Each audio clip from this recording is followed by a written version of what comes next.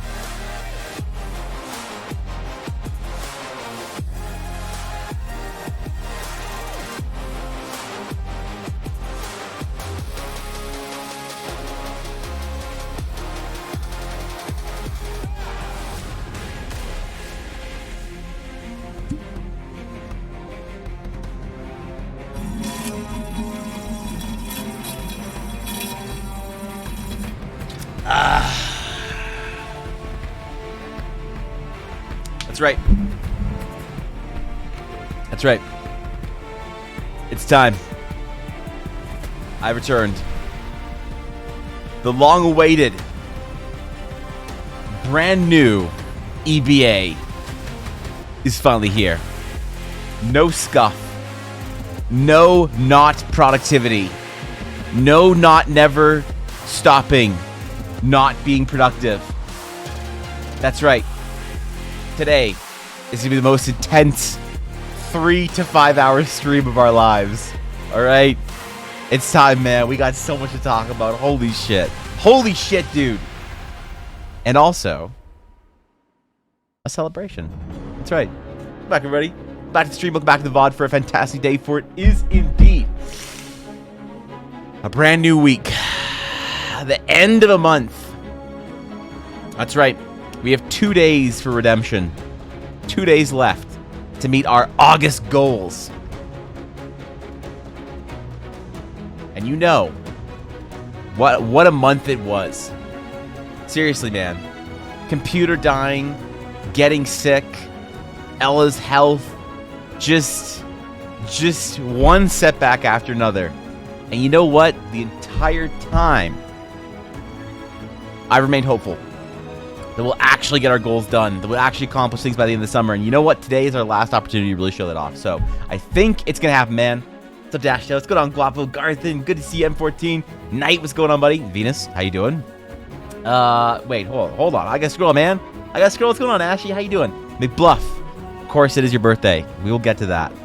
Happy birthday, first of all. Congratulations, McBluff. You're now old enough to play one of my D&D games. What's up, Crimson? What's going on? Blaze, how you doing, buddy? Blaze, don't tell me you're at work still. And I don't mean yet, I mean still. What's going on, Bizzo? Good to see you, Vast. Vast, did you get my mail yet? Yeah, did you get it? What's up, Gamelo? What's going on, Rob? How you doing, buddy? What's up? Guys, good to see you. What's up, Garthan? Did I miss anybody? I probably missed somebody. I'm sorry. I know I missed somebody. Dashto's here early, though. Dashto, man. Dashto, tell me.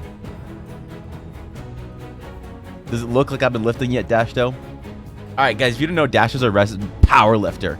All right? Bodybuilder, power lifter, 2% body fat, squats 700 pounds at the rack.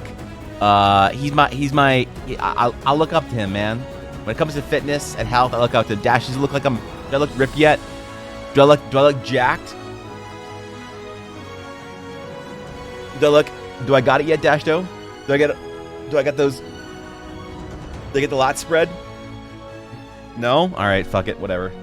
All right, fuck it, man. Yeah, all right. We'll check in with him next week, all right? I didn't know you'd know that, but my mom made a suggestion that might help. What might help? Vass. Yeah, how do I mail you things? Show fish? Is this what it's like to be a girl on Twitch? Is this what it's like to be a girl on Twitch? The average Twitch chat experience? Yeah, hold up. Blaze didn't go to work today. He'd have been whooped if he did. Excellent. Good. Wait, is it an American holiday today? No. Was it yesterday? No. Is it? I don't remember. There's like a, what is it, Labor Day or some shit? I don't know, man. What I don't know what day. Hold on, I can't see shit. I can't fucking read anything. I can. It's just stressful. There we go.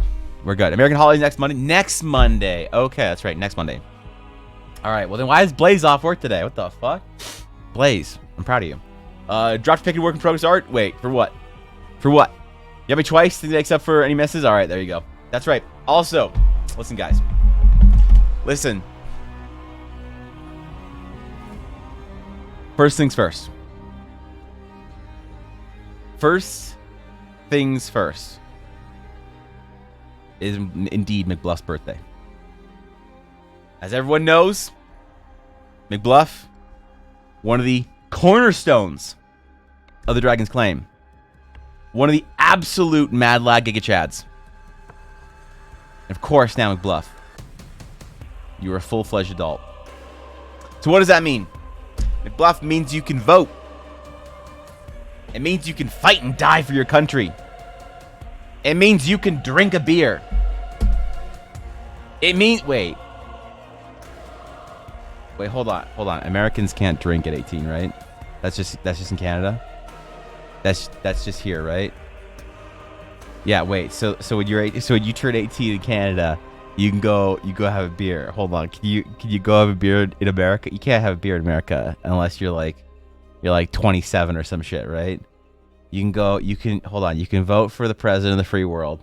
You can vote for the most powerful Congress in the world, the most powerful group of senators in the world. You can vote for important things that affect millions of lives and billions and trillions of dollars. You can go learn how to fight, survive, and if necessary, kill in the name of freedom in your nation. You can protect your loved ones, but you can't have a beer, man. That's weird. That's weird, champ. I'm sorry. You know what? I don't like to talk shit about America that often. All right? Love you guys. Love everything about you. All right? Love my American brethren. In fact, I defend you guys when our EU snobs come in here and they're like, NA, man, at least you're cool. You're Canadian. And I'm like, what do you mean, man? America's cool. I love our American brethren. All right? But this one, I can't give you a pass on. All right? I can't get this. That's a weird champ, man. That's a weird champ that you could do all that shit, but you can't actually have a beer. So, my Subway wrapper. No. All right, whatever. But hey, if you're in the army, you can drink. That's like an actual thing, isn't it? Yeah, that's an actual thing. I think, right? I don't know. But whatever. Regardless, McBluff, happy birthday. Welcome to the world of adulthood. Your expectations are great. Our hopes for you are high. I know you'll be a great one. Just as soon as you kick that habit of watching Twitch and playing Dungeons and Dragons, you know, you'll be on your way. So, McBluff, as somebody who has all the hope in the world, I have half a mind to ban you. Yeah, I thought, what gift could I give McBluff today to really make sure she has the best chance in life as an adult, as like, you know, the big brotherly type that I am to McBluff, you know, as I am for many of the Dragon's Claim members, especially Dashto. What could I do to really give her a true gift that might help her excel in life? And I thought about a ban, like a permaban, just straight up from my chat forever. That might give her a better chance in life. But I don't know. I'm too selfish for that, man. Where am I gonna get my research done? So, McBluff, you get to pick the sketch today. You get to pick the warm-up sketch. All right. You get to pick the warm-up sketch. What do you want? What do you need? What are you feeling? Do you need something for your world? Something you need for your character? A trinket, an item, a thing, or whatever? McBluff, I need to warm up today. I need to warm up today. I'm gonna give you a couple minutes while I bitch you on my weekend for you to think about that. My weekend, by the way, holy fuck. What a tremendously terrible fucking weekend.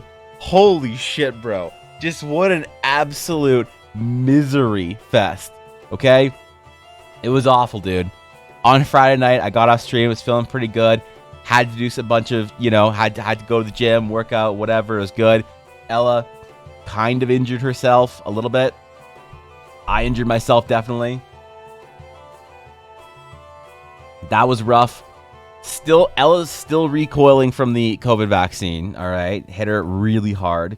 She hasn't been able to get much sleep, constant migraines, so she's not been feeling well. So I had to take care of her. I had to do whatever. I'm tired. Yuna's an absolute mess. She's an absolute fucking monster, all right? Something that she ate was not good. She ate something that wasn't great, okay? So she's been sick, and if you know it's like when your dog has an upset stomach, especially when they aren't fully outdoor trained. That's a bad time. You don't want that. That's right, man. No sleep, no whatever, trying to get work done, absolutely miserable for the entire weekend. And you know what? I woke up today feeling pretty fucking good, man. I felt pretty good. Because although I didn't get anything done over the weekend, although I didn't get any projects, although I'm already behind in everything. You guys know this because I had computer problems and everything. I wake up this morning feeling ready. So I know I got to stream today. So before you guys even were in chat today, y'all made my day better. So thank you for that. Thanks for giving me a place that I can come and look forward to every single week, every single day even that I get to stream. It really did sort of turn around my mood when I was like feeling like a pretty big failure. I didn't get any of the messages responded to. I missed somebody had a baby over the weekend. Goddamn, I missed shit. I missed everything. I fucked everything up, man. But I woke up this morning and I was like, you know what? I get to go hang out with my friends and have a great time for a couple of hours and stream and chill. And it's Bluff's birthday, which is fun too. And it made me feel better, legitimately. So, you know, the story is a happy ending. Thanks for being amazing. I mean that. And Penguin, thank you for the gifted sub to Venus. 201 gifted subs. I don't know. That's a lot, dude. I feel like I can't even say thank you anymore. All right. That's just, yeah. Thank you. Thank you, Penguin. Venus, welcome back to the Drinks Plan for the month. Welcome back. They're not allowed to discriminate based on your rank and based on your ID has your rank. They can't card you because they'll be asking what your rank is. Interesting. I knew there was some sort of a loophole, but I thought it was basically that just nobody like asked. It was kind of like a don't worry about it, don't ask kind of thing. But I didn't realize there was actual like formal loophole like that, or that was I didn't realize there was mechanics behind the Cheaty Pants loophole. Actually, that's actually kind of cool. I like that. Wait, Holmes talk about just look at all the flowers. Holds band hammer behind me. Yeah, that's right. That's right, my bluff. I was thinking about the thing I could do for you that would be the most productive for your life. I thought I would have banned my chat, but yeah, no, I'm too selfish for that. I want to keep you around. So, second dose of COVID vaccine was horrible. So many aches could barely sit. Yeah, I hit Ella pretty hard. So, wasn't as bad as my third one though, because we're on number 4. We're on number 4 vaccines right now because Ella is deeply asthmatic, and if she were to catch COVID, that would be real bad. So, you know, everyone I talk to is just like, bro, you got 4, man. You barely need to get 1. You got 2, you're good. What are you doing getting all 8? We're gonna keep getting them, man, as long as we have to, because we gotta make sure Ella doesn't. Yeah, her doctor was like, guess what? You're getting a vaccine for the rest of your life, every year. And she's like, oh boy, thank you. So. Claim vaccines like Pokemon? Yeah, exactly. Precisely like that. Why don't we do something Eldara? Something with the Shattered Sea, maybe a little enchanted fish hook? An enchanted fish hook. All right. I like it, Bluff. Good warm-up idea. All right, but anyway, yeah. So I had a fucking awful weekend. I hope you guys' weekend was better. And it happens, you know? It happens, but I did get a lot of thinking about my art done. And I feel like I'm better for it. Sometimes having a bad weekend is a good thing. I guess that's what I want to say. It's like not a bad thing to sometimes feel a little shitty and behind for a little while. It really put into perspective what's important and things like that. So, especially because, you know, I get to. I was thinking this morning. I was like, man, if this kind of weekend happened like 2 years ago, 2 or 3 years ago, I would just be miserable all week. It would have ruined my week. It would have actually ruined my week. But you know, it didn't, because I get to be excited and come. You know, see messages on Discord and respond to all of my messages on Discord or people I need to message over. Okay, all right. Well, that's okay. Here's making your eyes burn, so you can switch listening on. Wait, what the fuck? You're sick, Blaze? You too? God damn it. All right, Blaze. Rest up, buddy. Rest up, man. It's not true anymore. Petition Congress military adopted the same drinking age as the rest of the country. Wait, except being within a certain distance of land of Canada and Mexico. Except the base commander's discretion for base in foreign countries. Really? But that's rough, dude. Yeah, listen. It's not like when you're on a submarine night and drinking age doesn't exist. You guys can all go to the sub bar every single night and just pound back a couple 40s or whatever. Okay, this is what we're talking about. We're talking about actual basis here. All right. Yeah, if you guys didn't know, the sub bar, quite a place to go every day. Now I think man, Batman. Wait, Batman. Maybe I did. You biked 36 kilometers yesterday to visit a friend. 36 kilometers is a long way, Venus. Man, I need to get a bike. I need a bike, bro. I don't like riding a bike, but you can go so far with it. In an hour, I walked 7 kilometers. And I was like, this took me an hour. It was so disappointing. I was so mad about it. Which are sub at a bar. Wait, what? The subs don't have bars? I thought it was like some secret, like classified, like nuclear bar or whatever. You know, I don't know, like a nuclear powered bar or some shit. Yeah, I thought you guys had like a nightclub on there. I thought that you know, with all the space and room you guys have to set up like a, you know, all the extra amenities you need on a sub. I thought that you just had room for like, you know, a bar and you know, a backyard and a kitchen, whatever, a little greenhouse, right? Wait. Sorry, I'm thinking of spaceships, not submarines. Yeah, sorry, I didn't mean iron coffin. All right. So, McBluff wanted some sort of enchanted shattered sea fish hook. So what, the question is, first of all, what are we trying to catch? What are we trying to catch in the shattered sea? Flying fish. So we need flying fish hooks. Okay? So like either a sky shard enchanted hook or a sky shard enchanted like bobber or something like that. How would a fish flying through air how would that change the anatomy of a hook? This is the question we need to answer, all right? Bugs feed on sky shard minerals? That's actually a good idea. Yeah, that's actually, wait, I like that. Wait, that's good shit. The question is, okay, so let's say, so we catch a hook, or we catch fish in the water, we need regular sized fish hooks, right? But when you catch things in air with a hook, you know, like, you know when you go seagull fishing, right? When you just throw your fish hook up in the air and hope seagull catches it with a little French fry in it or some shit. No, you guys don't have that where you live? All right, don't worry about it. Drop it low where the Ooga Chaka go. What Good the morning, fuck? Evan. Twinkie, good morning to you, my friend. How you doing, buddy? Yeah, what's going on? How you doing, Twinkie? Maybe the sky shards enchant could be more like a homing hook, so it gravitates towards the fish rather than attracting fish outright. Interesting. I kind of like that.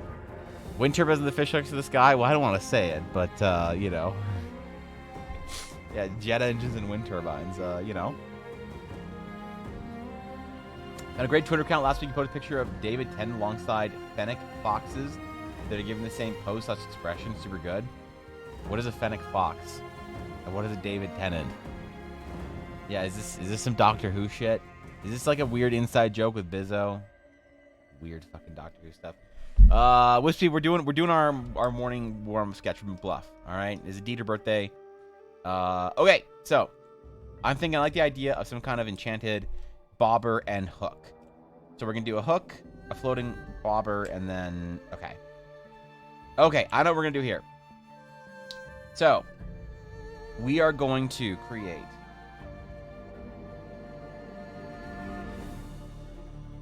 a case for our sky shard bobber, and then we're also going to have the hook enchanted as well.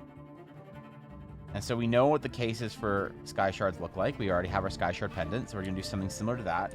The 4-pointed sort of astral sage star with the sky shard in it, and then that is linear dodge. And then after that, we need the actual hook design. Which, when we think about hooks here, we have to think about basically what a hook would look like if it was a League of Legends item. That's the level of over design we need to apply here to this.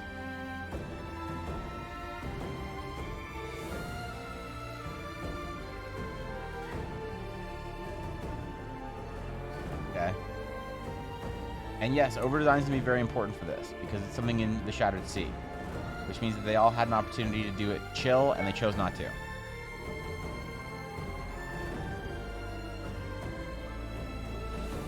Overcase our sky shard. Chunking it. And then after this, we're going to be working on our knights. The last couple of knights we need to do for the entire pack. We've got them hook. Now we need them line and sinker. Yeah, you're right. Shit, we don't have... Damn it. Do we have to do the entire fishing apparatus? Thank you for the 100 bits, Twink. Yeah, I appreciate that, dude. From all kinds of roles played by David Tennant, not only Doctor Who, and fennec foxes are a kind of fox. It's the reason why there's a Pokemon called Fennekin. Oh, interesting. Oh, okay. Interesting. I'm learning things, man. I don't know if it was like a special kind of fox or whatever, or what. This is a weird Doctor Who thing for Bizzo, though, isn't it? But yeah, so the tokens, I promised to do a mega pack, giant amount of tokens. For this one, I'm also doing a couple things different for it. I'm also adding in reversed options for it and a powered up version. I think that was kind of fun for the dragons. We're doing that again. But I need to draw 4 little infantry knights, like soldiers, as opposed to the big knight commanders. So we have to do the infantry today. So I'm thinking if we get that done today, we can have the token pack ready for tomorrow, for the last day of the month, which is kind of pog. However, there is a possibility for one problem, okay? There's one chance of failure here.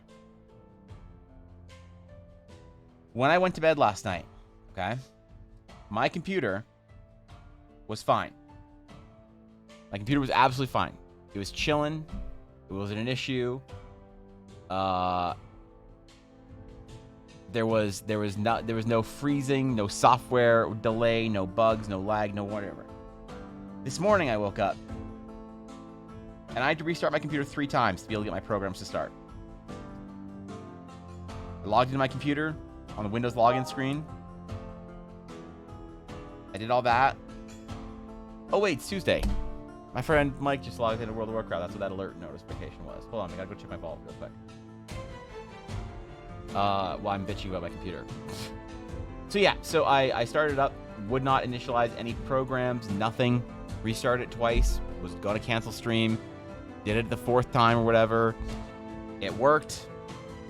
After a long period of time, a long laggy period of time, I went, oh shit. Wait. Photoshop? Okay, there we go. Which sucked. So, as soon as my stream is over today, I am taking my computer into the same computer store. You might be wondering, Evan, who takes your computer to computer stores? Well, when you live where I live, in Western Canada, there's a great computer store called Memory Express. They are probably the best place that I've ever had to deal with computer parts. I have multiple friends who work or have worked there. I get a good discount from a friend who works there, the Friends and Family discount. I've tried to pay him back over the years by, you know, buying him stuff from the game store I worked at and whatever, but I feel like just the amount that he saved me. Hold on, let me turn all this garbage off. Okay. See what I got in my vault. But yeah, so one of the things they have is they have an incredibly good warranty for any part. Basically, if any part, is anything wrong with any part in your computer, they will replace it extremely easily. I've had at this point, between Ella and I, we've had probably more than a dozen keyboards and mice and whatever replaced because they stopped working or a button stops working or whatever. So their like warranty thing has absolutely been worth massive to Ella and I over the years. And they're also, yeah, since a couple of my friends are techs, anytime there's an issue that I can't identify the issue, and I don't know where the problem is, I just bring it in, and they figure it out, man. They're like, oh, hey, this is wrong. So, like, when my computer was dead and I had to take it in, it's usually like a 3 to 5 day wait before they can even really get to look at it. And then after that, who knows? But I got it in, and I was only out for a couple of work days, because they got me in so fast. So I'm really worried that something else is wrong, but we're gonna see. Okay, hold on. Let me just real quick. All right. This is for Dashto. This is the Great Vault. We did a shitty low Mythic Plus last week, and it needs to be good. It needs to be good, man. You're kidding.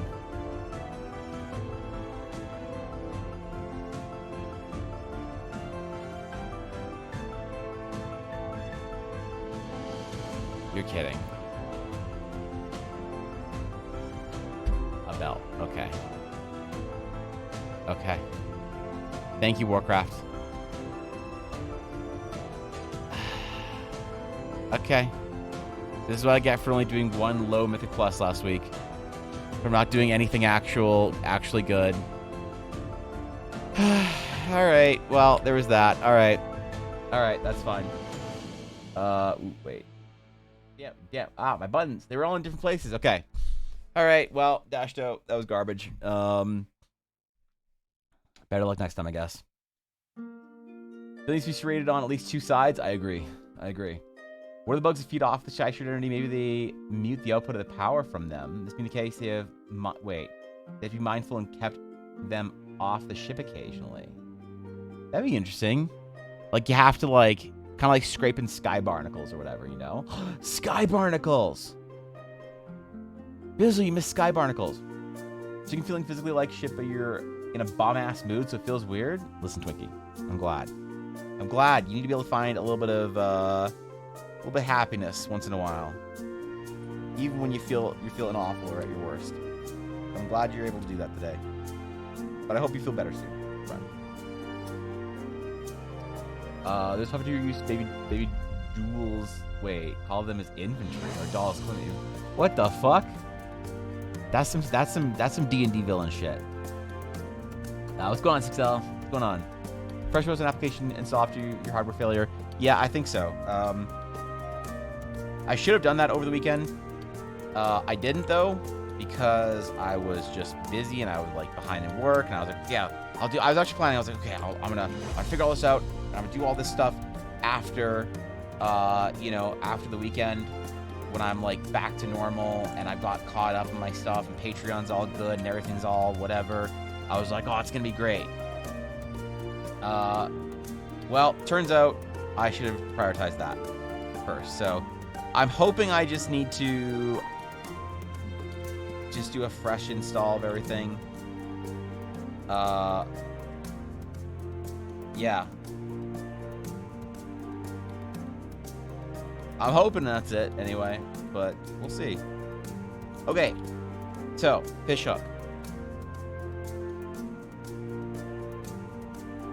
Let's do maybe more of like a...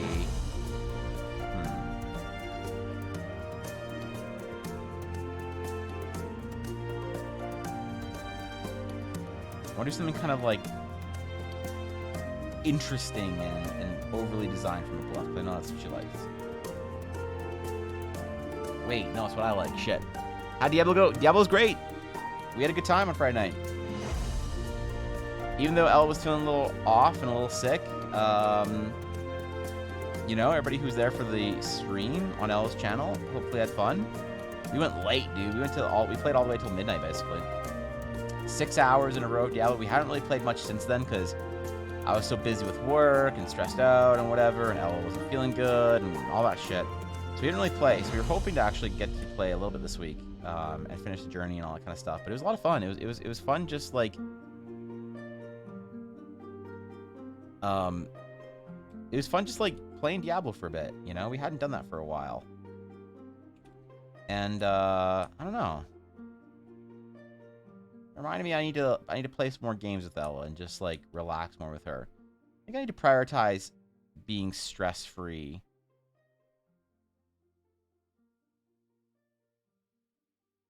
And just try and relax more with Ella, you know? It was nice.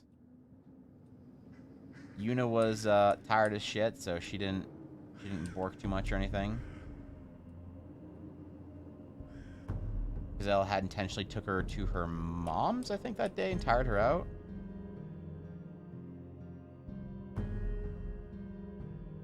Alright.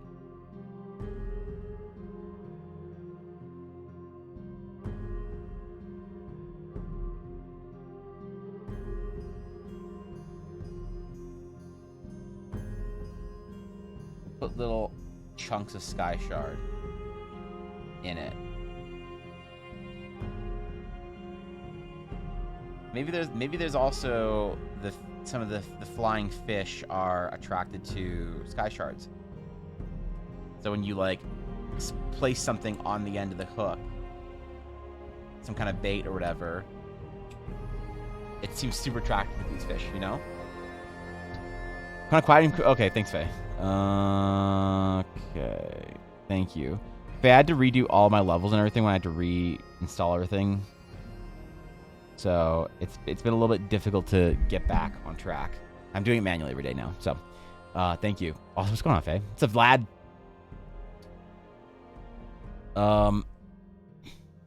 Good morning, Guardian Flash. Good morning, dude. How you doing? Just did a Google for David Tennant things. Is a meme. Wait, it was either accidentally or intentionally started by Neil Gaiman from... Wait, Tennant worked on Good Omens?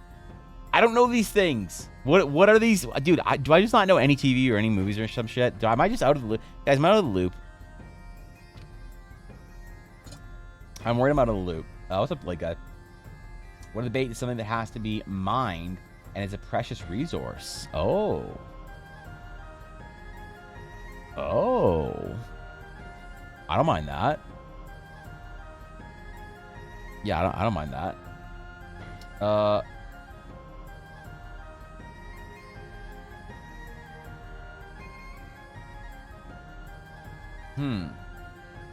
We haven't made... Like, I guess besides Sky Shards, I don't know if we have any other ones, right? That's fine. We're out of the loop. I don't know. I feel like I'm extra out of the loop. I was having a conversation actually over the weekend with some normies. And they were like, oh, hey, did you see the new episode of whatever? And I was like, no.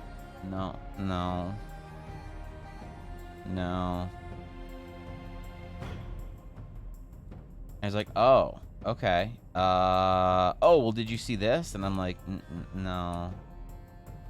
And you're like, wait, have you seen this? And I'm like, no. I'm like, wait, so what do you do? I don't know, man. We play a lot of video games, I guess. I felt bad, honestly. I felt kind of bad, not gonna lie. Like I need to explore the vistas of normie pop culture more. Wait, I know the way I can become a normie. Hold on. Bass to figure out how to get back in the loop.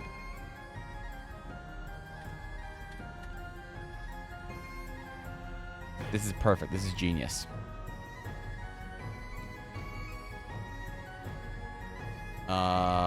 Okay.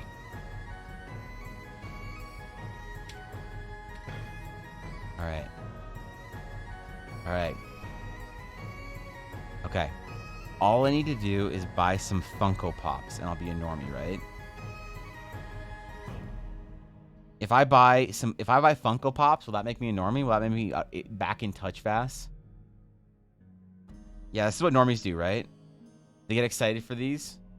Oh, I could pre-order one. That's the most normie thing I could imagine, is pre-ordering a Funko Pop, right? Yeah, wait, sounds right? I don't know. I should ask Faye. She's more normie than I am. Yeah, I should ask her how to be a normal human, a normal social human. Yeah, Faye, will this fix me? I don't know. What if I buy a Disney Funko Pop? Oh, a Tupac Funko Pop. Definitely Attack on Titan's normie stuff. Harry Potter's all normie. Disney's normie. You do have Funko, but Faye, do you ironically own Funko Pops or do you unironically own Funko Pops? That make you basic? There's a difference? What? Okay. Okay, what if I buy a Stranger Things Funko Pop? Will that make me a normie? Yeah, trade offer. Will you accept a Stranger Things Funko Pop in exchange for me being able to join the normies? Yeah. Is that...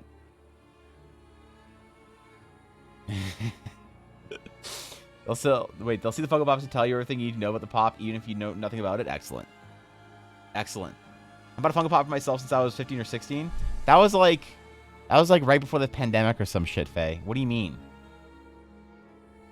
Yeah, what do you mean, dude? How did time in the last 6 years work? Right? Wait, this is still 2019, right? You'll be a normie, you gotta go for a drink with the guys after a game? What? Brownie, I have to go for a drink with the guys after a game? So, like, I have to go to the Iron Forge bar and have and like just buy drinks and drink them, even though we don't need the buffs, after we play some League of Legends together? How is this gonna make me a normie? Yeah, because I assume you're talking about League of Legends when you say after a game, right? And the boys.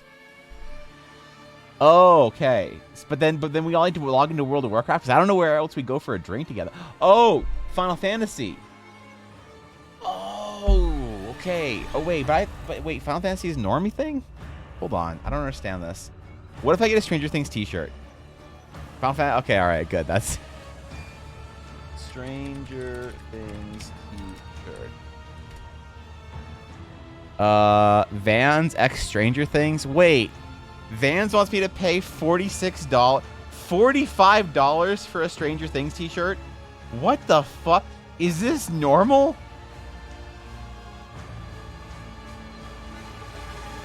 Is this normal, man? Dude, I bought a Uniqlo shirt the other day that had a Gundam on it for like 20 bucks, and I was like, all right, that's fair. Dude, do you know how many Gundam Uniqlo shirts you could get for $45 Canadian?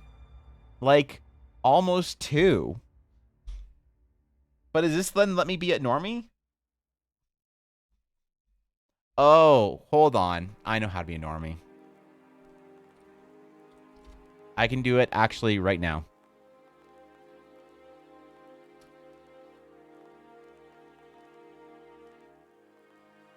Yep, I can do it right now.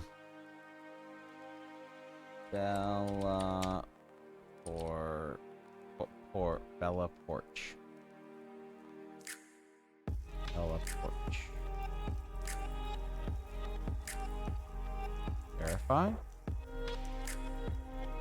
Follow. Alright, guys. I'd like to officially announce myself as a normie. I've joined the 9.1 or 91.3 million other people. And I'm now officially a normie. It was hard to get here. Congratulations. Thank you, dude. Thank you, Ron. I feel less the urge to play World of Warcraft, weirdly. Normie Brigade? There he is, man. I now follow Bella Porsche on TikTok. That makes me a normie. So, there it is, bro. All right, floating fish hooks. Yeah, wait, shit. Was it normal since 2017? There's no point in asking? Wait, really? Shit. Dude, speaking of birthdays, we gotta figure out what we're gonna do for Faye's birthday. It's coming up. If you guys know anything about Mandari, you know that her birthday is her favorite holiday of the year. And we all have to celebrate it. We gotta figure out what we're gonna do for her birthday this year. For McBluff, we're just doing a sketch. We're keeping it low key, because that's the way McBluff is. But for Faye's birthday, we gotta figure out something special. This is a big one for her too, man. She's gonna be 25 years old this year, which means that she's gonna be able to rent a car without having to pay extra for youth insurance or whatever. So we got something, you know, we gotta do something big for it. There's a lot of work to come so far. Yeah, I'm trying, Flash. As a normie, this is unacceptable. Wait, what?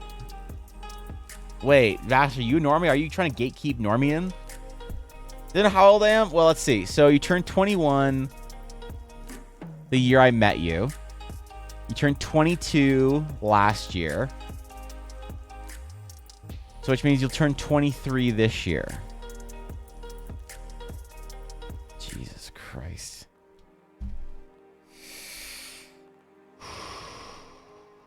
Jesus Christ.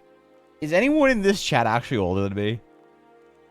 Am I older than every single person except for the person that comes in every once in a while and announces that they're a second edition player? Is no one here is older than 32. Wait, am I 33? Am I 32 or 33? It's 2022, right? So I'm 32. Yeah.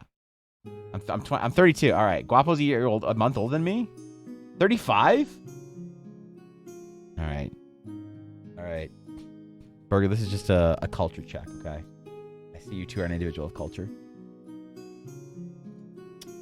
Celebrate Mandari's birthday. We need to make a huge order from Gobbleburger and have it delivered to her house. Do we just order? Hold on. I know what we can do. Guys, let's get together and let's all order Faye 100 Mr. Beast burgers. All right? In honor of her YouTube normiedom, obviously she's a Mr. Beast fan, which means that we should order her a bunch of Mr. Beast burgers. That's what we can do for her birthday. It's not particularly spooky, but it is very... Wait, Boo? You don't like it, Faye? All right, Faye, what place would you prefer 100 burgers from? All right, we're all waiting. Where can we crowdfund on getting 100 burgers ordered to your house for? All right. If I ordered 100 burgers to your house, how many would Colin eat? Yeah. 18 going on 18. Yeah, all right. 24, 84. Jesus. Husband call wife, please. Okay, hold on. Hold on. So, Gabby. Hold on. I need to call Ella. Ella's calling me. Hold on.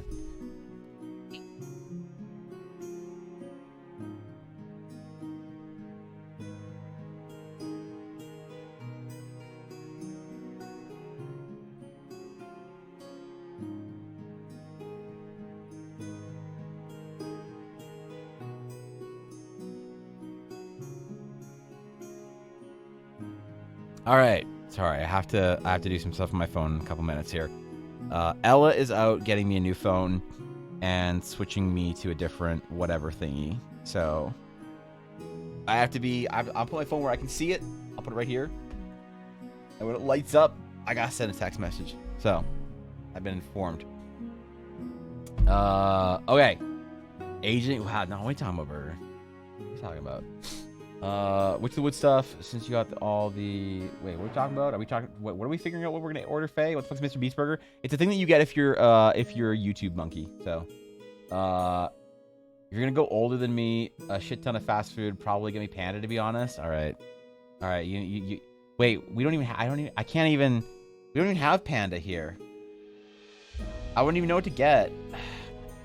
Hold on. Does she still have stream treats on her? Hold on, guys. We need to go on a dive here. I'm sorry this is taking so long to bluff.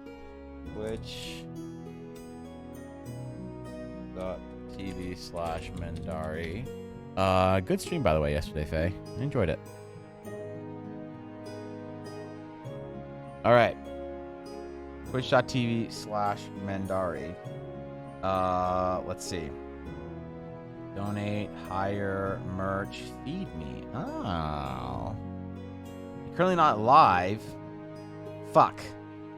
All right. All right. We can all order her food on her birthday. Okay. Wait, check phone. Phone is here. Nothing. Oh, I got a voicemail. No, it's I got a Pokemon Go notification, Ella. This is an SMS you're talking about, right?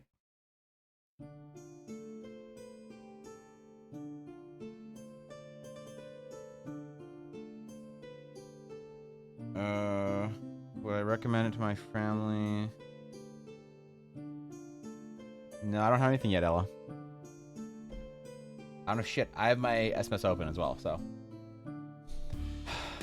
Don't be sorry. I'm sorry anyway. They have Maple Express. I don't have shit, dude. I don't even know if we have. I don't know if we have any Panda Express here.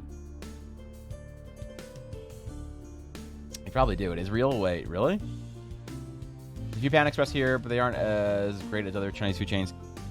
The problem is whether or not we have it at all. I've never seen a Panda Express in Canada before. Maybe in like an international airport or something, potentially if you told me there were locations, but I've never seen one. I've never been to one. I've never ordered from one. I almost ordered from one in Anaheim, but my friend who lives in Irvine told me that if I did, I would get salmonella from that one. So, okay, I got my text. Hold on.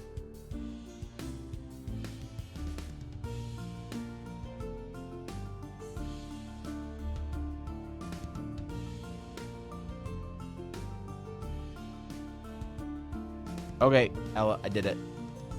I did it. I performed my action here. There it is. It was difficult, Ella, but I got in there in the end.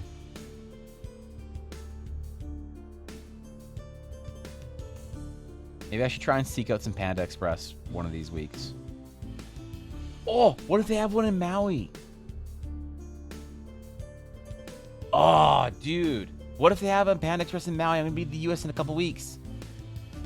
Yo, actually, Faye, that's right. I'm going to be in the U.S. in a couple weeks. You want to drive over and we can hang out? I don't know how far it is. How far of a drive it is. Fuck. Hold on. Hey, what's up? Yes, I did. I did. Okay, but is my phone gonna work in the next? Is my phone dead? My phone's as good as up. Either my phone just stopped working, or I got. Oh, my phone just stopped working. Oh no! I asked Ella if my phone was gonna stop working the next couple minutes, and the call just dropped immediately, and it said SIM not provided. Oh shit! Okay, it worked. Yeah. Okay. All right. So now my phone is a brick, which means that since this phone is no longer gonna be my phone anymore, I now have a Wi-Fi device that I can install TikTok on. Guys, I'm coming back. I'm coming back. It's finally time. TikTok.tv/EvanBlairArt. No, I didn't say play TikToks. I just clicked on your stupid website. That's right. All right. There it is. I'm going to start posting TikToks again of sketch cards. Pog. Okay. I'm going to actually start using my TikTok this next weekend. It's time. It's time. What is that? Don't worry about it, darkness. Yeah, it's something for Zoomers. Who's Salmonella? I don't. Oh, Jesus Christ. Okay, I almost bit that one. Brownie. You couple in Vancouver, really? Well, you guys have everything in Vancouver, okay? Vancouver. When I say we don't have that in Canada, I obviously don't mean Vancouver, okay? Because you guys have everything that we don't have. I'm talking about like. So the biggest city that I live close to is Calgary, Alberta. So much so that, like, my P.O. box and everything is in Calgary, and I just tell people I'm from Calgary. For the most part, anyway. So, we don't have it in Calgary. We certainly don't have it in my town, though. And become an unboomer, because I got a TikTok and followed Bella Porsche. Is that what I have to... Ashley, do you have a highlights TikTok yet? Yeah, I'm not doing Fortnite dances, though, okay? I'm not stooping that low. Yeah, wait, Ashley, do you have a VTuber TikTok? I know all you VTubers have fucking TikToks for some reason. Love your remaining productivity now that you're on TikTok? Yeah. I will never use TikTok. I'll never look at TikTok. I'll never scroll TikTok, but I will post stuff on TikTok. That's something I don't mind doing. What's up, bro? What's going on, dude? We know you look at those followers. Bet Bella Porsche's in there. Well, she is now. I just followed her. What do you mean? What do you mean, dude? Of course she would have seen my work and been like, yo, are you kidding? Is there a way to see your follower or your following list? Oh, following. Oh! Fox has got a new TikTok. Oh! Yo, when did Fox post this? I'ma like it. You into the Morky? That's my puppy dog. This is my puppy dog. He's cute puppy dog. Ella, I hate you. Ella, I hate you. I don't like you. Why is this on my... What?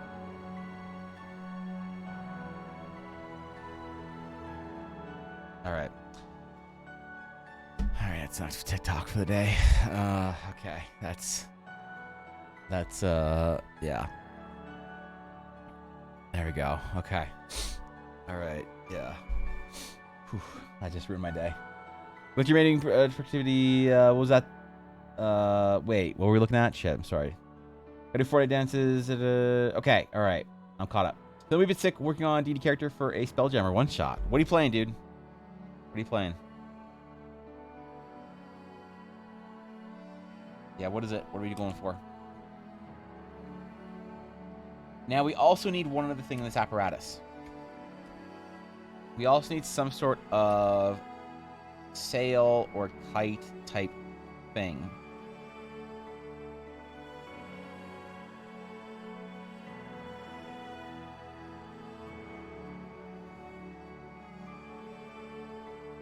Attached.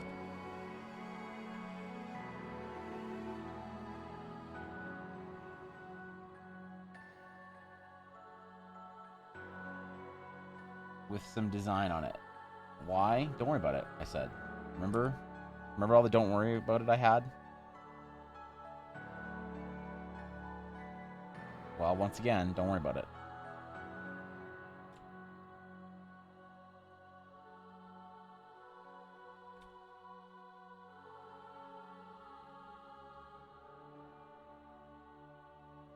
And we'll design a little sail kite thingy here, and I think we'll be done. And hopefully, as per the requested sketch, hopefully it works out. Hopefully McBluff's happy with it and content.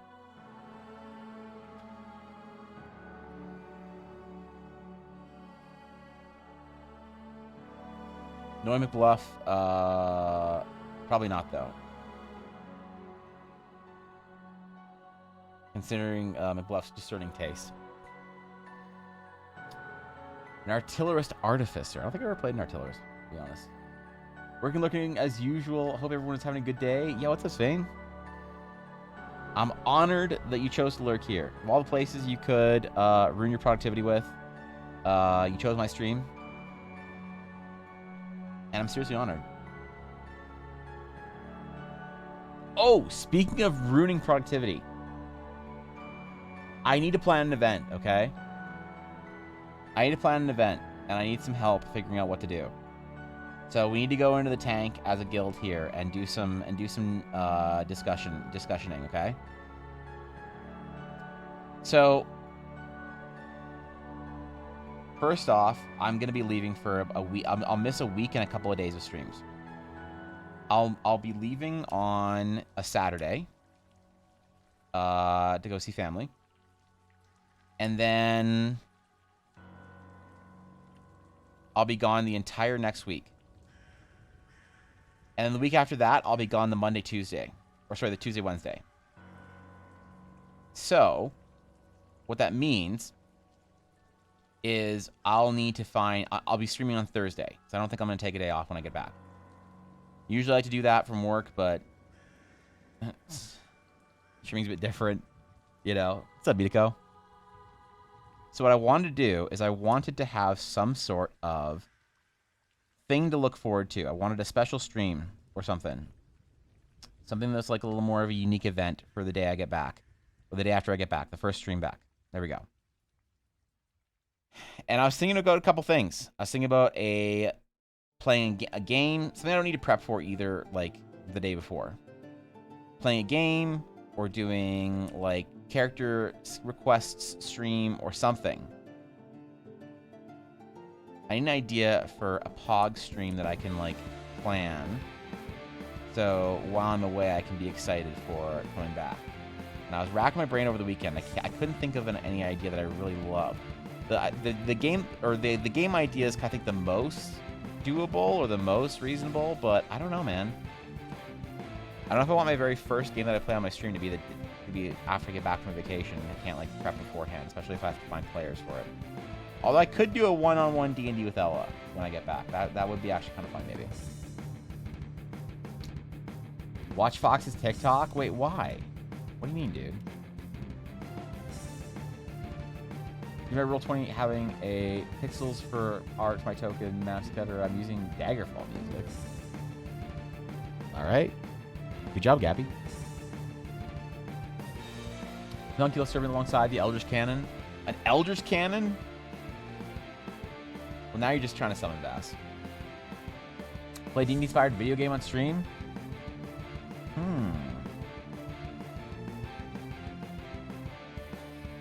I've never really played games on this stream, to be honest. I don't think I can do... Like, I don't know. I'm not, like, a master variety streamer like Mendari. Or an ace gameplay variety streamer like Ashy. Let's face it, if I'm not drawing and not world building, what is my stream even? Do I even have a stream? What am I?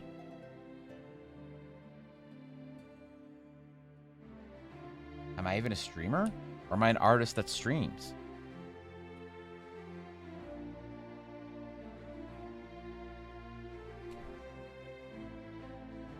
Alright. I think this is it. I think this is our Sky Shard fishhook. A kite to blow it along the currents. A Sky Shard bobber. 2 actual hooks. I think this is as far as we're getting, man. I think this is about as over-design we can make for a hook without going crazy on it. Hope it works, people. Hope you like your sketch. Thanks for requesting it today, dude.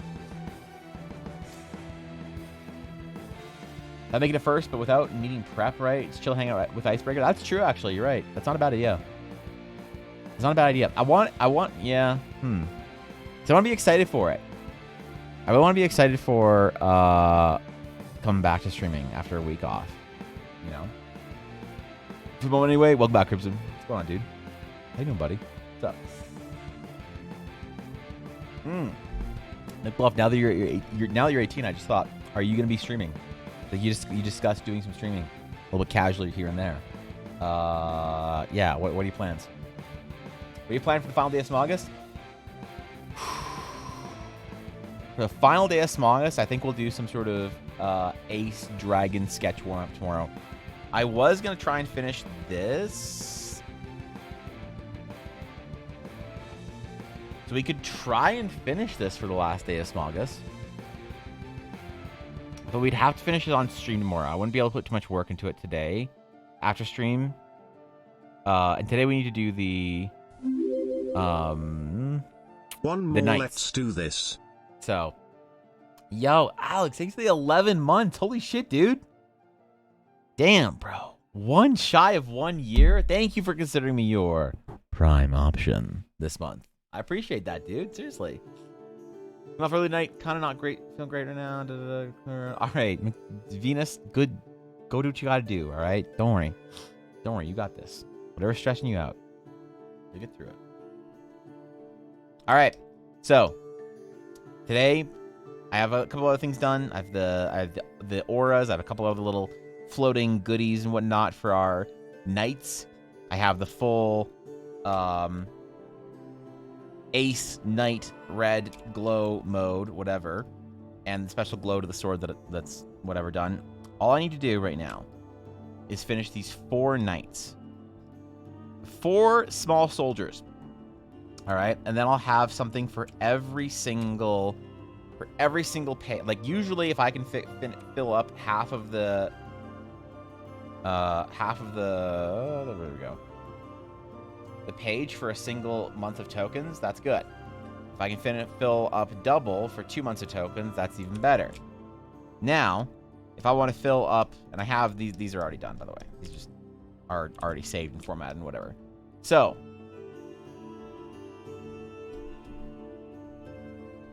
we have 4 nights. Critique in Discord, please. Been a week. Venus, chill. Venus, chill.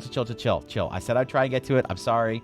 I told the stories of the weekend. Relax, okay? I'm trying my best to get critique and everything done.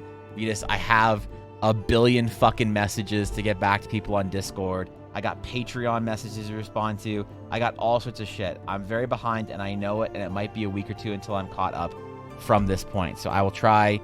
I definitely wasn't going to get it done on Friday, and then yeah. So I will. All I can do right now is just say I'll try. Please keep your expectations of me extremely low for the next week or 2 while I try and get caught up. So, yeah. All right. So we have 4 nights we need to draw. 4 of them.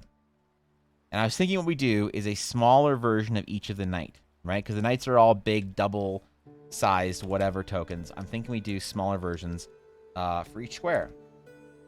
So that would mean the same type of weapon, though. The same type of weapon.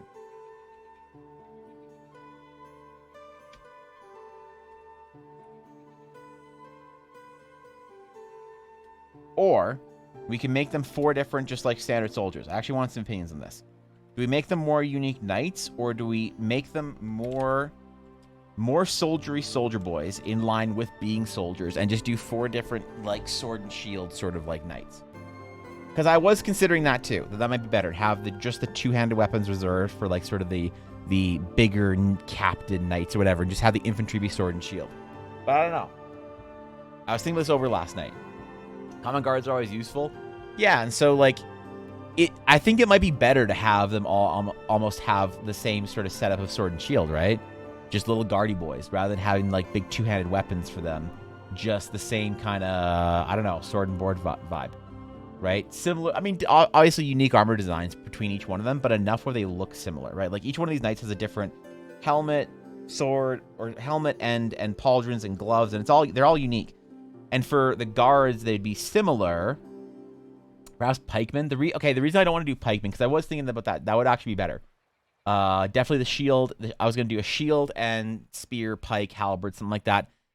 But unless I do them as tokens that are double space tokens like this, I don't want to do long weapons. Because after I realized how to do, or how we can use 2 token squares to make a single token knight or whatever larger, I don't want to do single token squares where I can't actually show the spear coming out into the next square or whatever.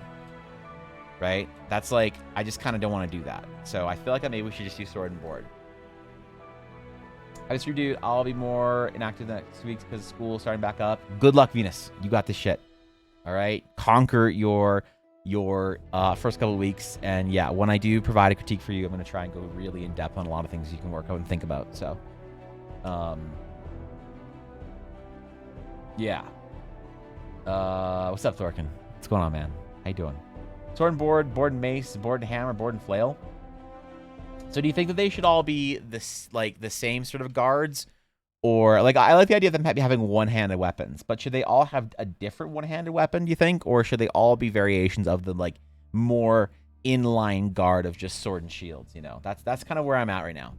I like the idea of them having one-handed weapons and the two-handed weapons are reserved for the knights. And then the, like, you know, the 8-handed weapon is reserved for the big knight or whatever. The biggest one. But I don't know... I don't know what we should do about this. I don't know if we should do... Let's just try... Okay.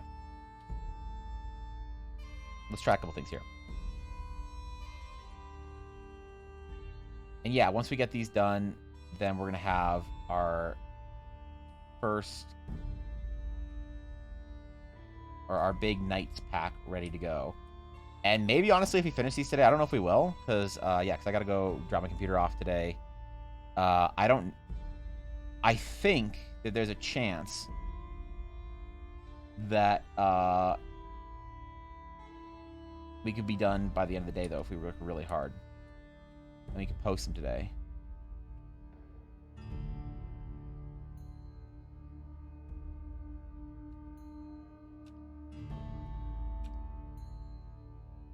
So we could just try and move everything.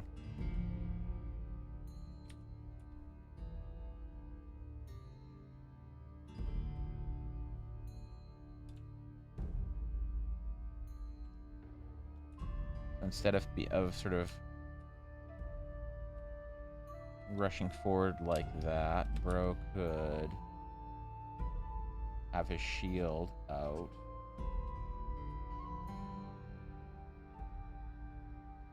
So same sort of like so they're all gonna be different, but like same-ish silhouettes for things. Same-ish silhouette of the heater for the shield.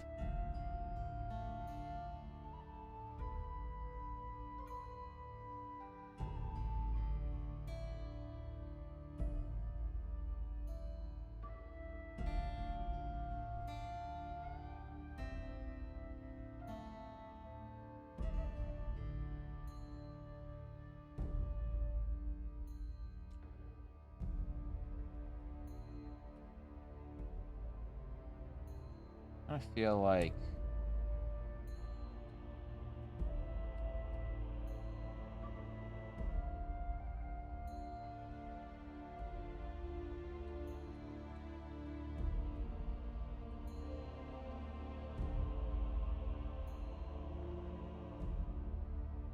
torn cloak vibe.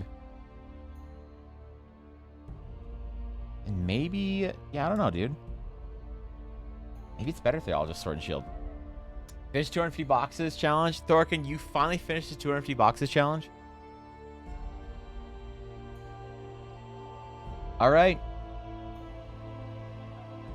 Alright, let's see box number 1 versus box number 250, Thorkin. Let's see it. Let me see it. Just perspective, please roll a D100. Exclamation D100 in chat, please.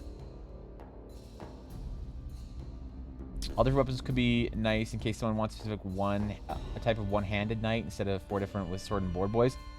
I think you might be right. The problem is we have an axe. Well, I guess we could always change the... I wanted them to sort of, like, fall in line. If we had, like, a mace, an axe, a sword... I don't know, man. Want a new one or... No, I want the last box you did. I want the first box you did and the last box you did.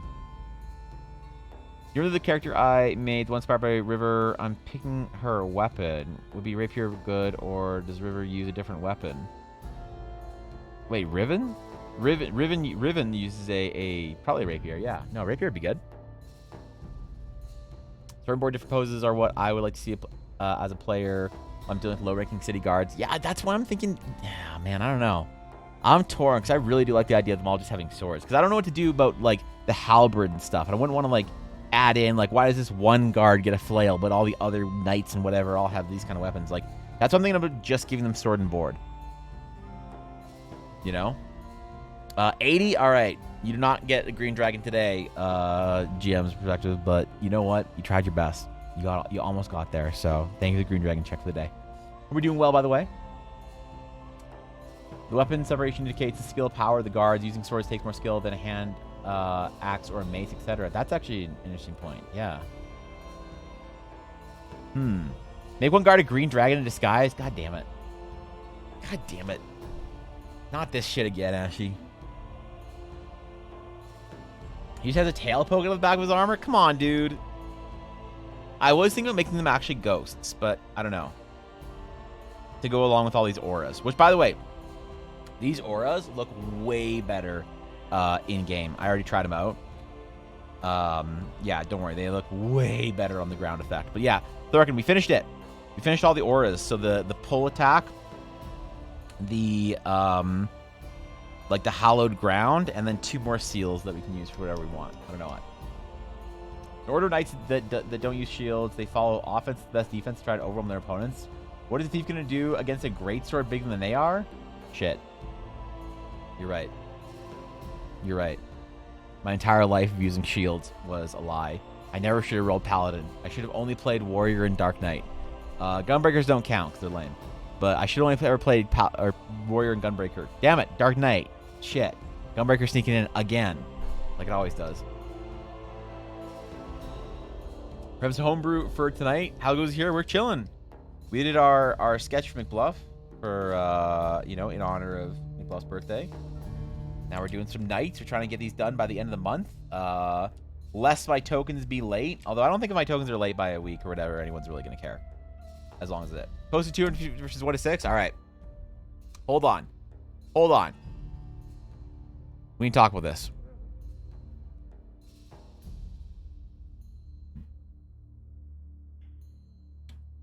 All right.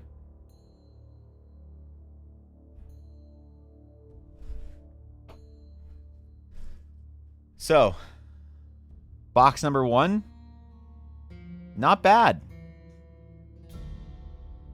Not bad. Clearly a beginning of an understanding of how space works. At least an acknowledgement of how perspective works. Okay. Not a whole lot of improvement for boxes 2 through 6. Still having sort of the same issues. But you know what? Good start. Not bad. Box 250. Perhaps not the most impressive of boxes. It's a simple box. It's a long boy. But what this represents is Thorkin's dedicated practice. Hours and hours and hours of drawing mere fucking boxes to try and improve his perspective. This is what improvement looks like. This is what improvement looks like. All right. I recently started reading again a book that I've enjoyed going to in the past, called Outliers. It's a Malcolm Gladwell book. And in one of the chapters, Gladwell talks about the 10,000 hours. Gladwell is the one who sort of like had the first proposition that of the 10,000 hour rule for mastery. And it's more or less a loose framework on how long it on average takes people to really become at the top of their field. And this is what that looks like. This is what those grinds looks like. Natural, by hand, perfect perspective. All right? This is what it means to improve as an artist. And this is the kind of dedication that it requires to be an artist. All right? If you think about the idea of 10,000 hours, what does that actually look like? It looks like 3 hours every day for 10 years. And an expectation of mastery before then is unreasonable. An expectation of proficiency, however, is perfectly reasonable. And I don't know how many hours this took Thorkin. Certainly not 250 hours. Went on an hour in a box. But definitely probably hours, maybe dozens of hours. And Thorkin won't let you know I'm proud of you. Okay? I'm proud of you. Because this is the stuff that artists won't do. And this is the reason why artists give up and why artists stay mediocre and terrible for their entire lives. They get a little proficient, they get a little bit of confidence, people start liking their stuff on social media, they're told they're good by all their peers, they're told that they're a great artist by their fans, and they never start or keep growing. They just perform at that level. And when you simply make art, when you simply perform art, you can't consider that an hour. Like when you make a 40-hour painting, that's not necessarily 40 hours added to your 10,000 hours that you need to do. It's 10,000 hours of practice and intentional learning. So if you're trying to learn something the entire time you're painting, that's good. You can double up on performing art and also learning it if you try and stretch every single piece. But honestly, sheer practice is straight practice is what's required. It's the most beneficial. And this is starting humble. This is Thorkin saying, this is where I'm at as an artist. I need to learn the skill, this fundamental that everybody thinks they're better than. And I'm certainly not, and I'm going to be humble in the face of fundamentals and learn them and grind them out, and this is why you're going to be an amazing artist, Thorkin. This is why you are a growing artist, and you're already an impressive artist, all right? But I'm not going to lie to your face and say that you're an amazing artist, because that's denying you your destiny of becoming an amazing artist, all right? Sometimes I don't like it when people say, oh man, Evan, you must be a master of this stuff. It's like, no, dude, like I hold my future potential as an artist in so much higher regard than to say that I'm like amazing at anything I do right now. All right. So Thorkin, I'm going to give you the same realistic perspective here that you are going to be an amazing artist. All right. You're an impressive artist. You're a growing artist. But you and I both know what you're capable of in the future. And that's why I know you're going to get there. That's why I know you're going to get there, because this is what's required, and this sucks, and this isn't fun. 250 boxes is not fucking fun, and this is why artists don't do this, is because it's not fun. And so they're like, if I'm not having fun, then whatever. So they lack the discipline. Most artists lack the discipline to be artists, to be actually good artists. And Thorkin, you've proven that you don't. Very few times does somebody ask me for some help or advice or direction, which Thorkin has over the years asked me for that. And although I don't think I'm the most qualified to provide it, I think there's better sources. And Thorkin has gone to better sources that, like, even I recommended him go to better artists and better, materials. And he's grown quite a bit from those in ways that I couldn't have helped him with even if I tried, my best to make tutorials and shit like that. And so I'm proud of him for doing that. But one of the things that I have done is giving him a little bit of direction of places to go and things to do. Things like your fundamental drills. And he chose this one, and that's a really good fundamental drill to do. Maybe a bit excessive, but, I would have recommended 100, but 250 is pretty good. That or 1,000. But this is what it looks like. Right here, this box. This box is what it looks like. And these two together is what progress and improvement actually looks like, and why people don't get anywhere as an artist, because they're not willing to put this kind of work in. So, Thorkin, I'm proud of you. Very few people... Of the people that have, for some reason, asked me for any help in their artistic career, a very, very small portion of them actually put in the work to be serious. And I don't expect anyone to put in the work to be serious.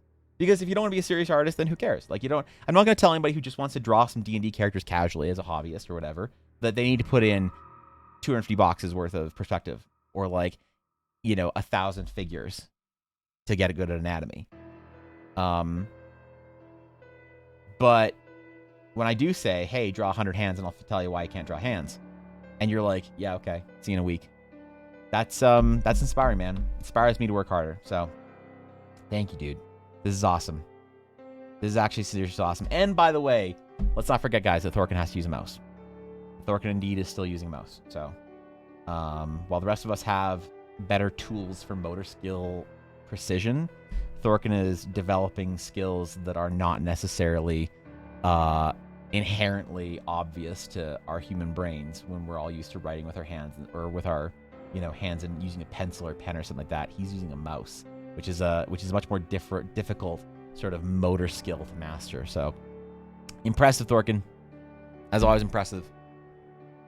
You have Instagram likes? I don't need boxes. Yeah, exactly, Guapo.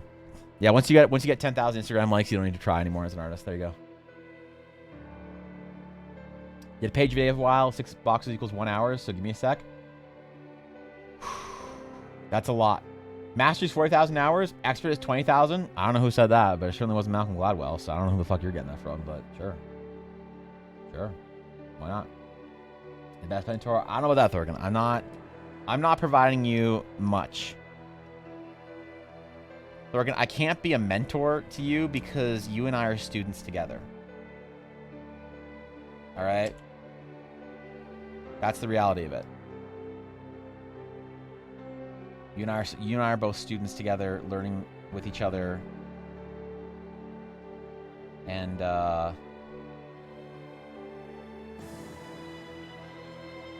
man, it's inspiring.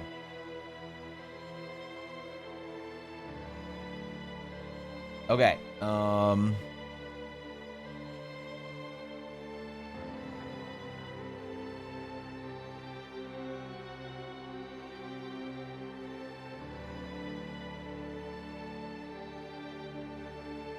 Okay.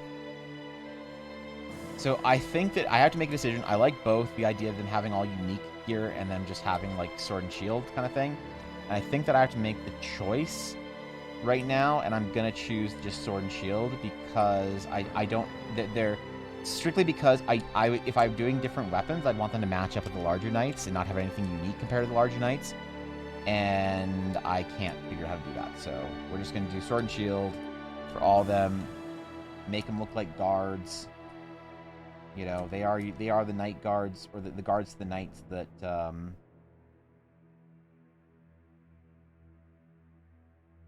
that watch over them or whatever.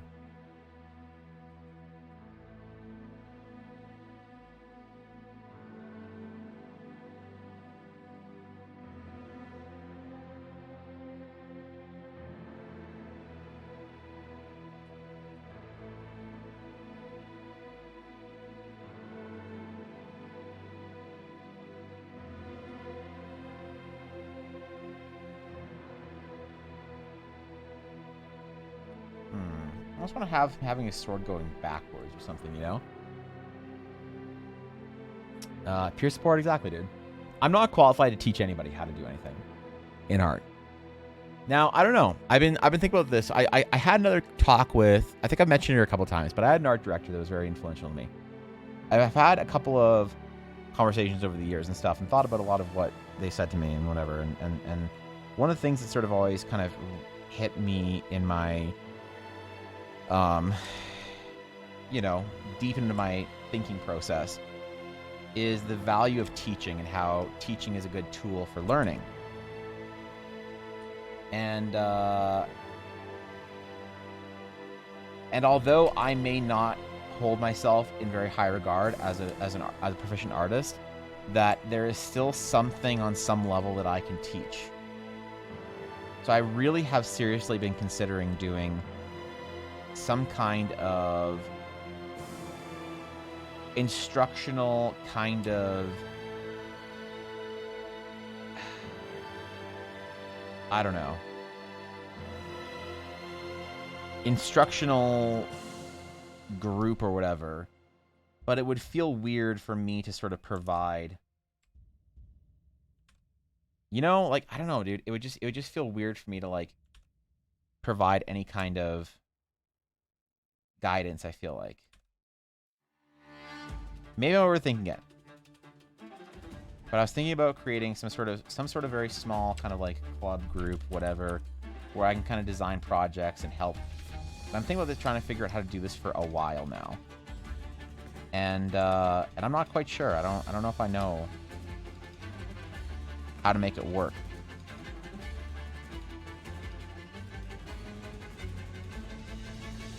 Okay. Hold on, I'm merging some layers here. Sketches. Okay, all right, I'm good. Sorry, I had to fix something there. I needed correcting. Because maybe, like, so what I've sort of been told or recommended is that even if I'm very, you know, sort of trying to be very humble with my own ability, that I still have something on some level that I can teach and help and provide value to somebody.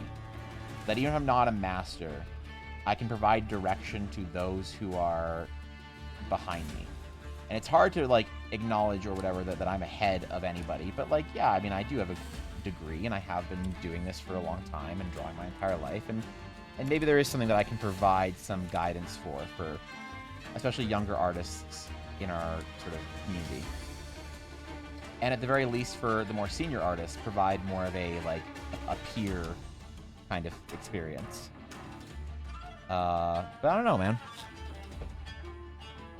Hey, Dad, you always said I never could. Yeah, no. Yeah, for real. No, my dad's always been. I always joke about my parents not being supportive of me being the artist, but yeah, my parents are. Maybe it's still a meme though. Especially 1,000 followers is that's a lot, dude. That is a lot. Provide me with the direction, which is more than anyone else has ever given. I feel like I owe you more though, Thorkin.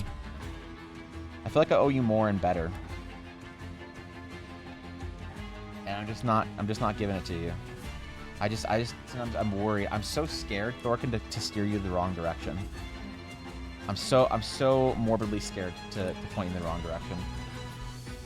And tell you something that you'll do that will set you back in any way. You know? Same thing with like Venus and McBluff and I don't know. Any of the really serious artists in our community, I'm really honestly just terrified of giving you guys the wrong direction or the wrong whatever. And it sets you back in any way. Or makes things harder on you or whatever.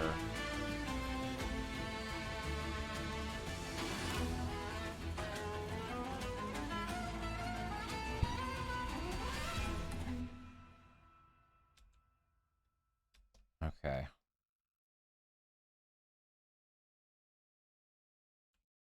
Yeah, I don't know, man. Boot camp? Yeah, basically. Johnny Way believing you. Thank you, dude. Thank you, Ghost Shaper. I appreciate that. The Knights of the Broken Table. Wait, it's broken now? They couldn't afford a real one? No, I haven't looked at finished work recently, Guapo. Yeah, no, I've been completely out of the Blue Pod Discord. I didn't even see Guapo. I didn't even see mod chat until this morning, which made me feel really, really fucking stupid. But yeah. Wrong direction is better than stopping in your tracks. There's a small comic in Drawbox. Okay, hold on. Let's see what this is. What is this garbage? What is this nonsense? All right. No, it's actually pretty good, probably. 2 roads diverge into a yellow wood. And sorry I could not travel both. And be one traveler, long I stood and looked down as far as I could. To where it bent in the undergrowth. Like in Robert Frost's The Road Not Taken, those looking to learn any skill will have to pick from a long list of books, courses, or instructors, not knowing which to choose or who to trust. Will I draw the right side of my brain, or will I have fun with pencil? We do what we can to peer down each path, but being beginners, we are expected to judge, or what are we expected to judge them against? Then took the other as just as fair and having perhaps the better claim, because it was grassy and wanted wear, though as for the passing there. Had warned them really about the same. Okay, they're trying to be too clever with this fucking wording. We may like to think that we can perceive the differences between them, but we can only truly know a path with all its twists and bends once we've made our way to its end. For untrained eyes, this is nothing to set them apart. In the end, we pick one because we must, and for some of us, that's enough. We've chosen to have faith, and we march down the road confident and trusting in the ones who've cleared the way before us. It may work out, it may not. You can choose to stop and try something else at any point, but if you see it through, you'll be able to take stock and identify where it's helped you and where it didn't. Just don't be this guy. Instead of waiting to understand the entirety of his path chosen, he second-guessed at every turn. I thought there might be some more tips and tricks if I checked in the bushes. Do you have any tips about how about some tricks? Okay, I like that wording. Getting caught up in the brushes and tall grass at the side of a perfectly adequate, well-trodden road. Take a resource from an instructor you trust. Stick with it. There will be exercises whose purpose won't be clear to you right away, but the relevance will become easier to understand once you've worked your way to the end. Not every aspect of every course will work, but once you understand the why of it all, having stuck to it, you'll be able to pick and choose what worked for you and throw away what didn't. Just temptation to do that too early, and for crying out loud, stop begging for tips and tricks. There are no shortcuts. Yo, true.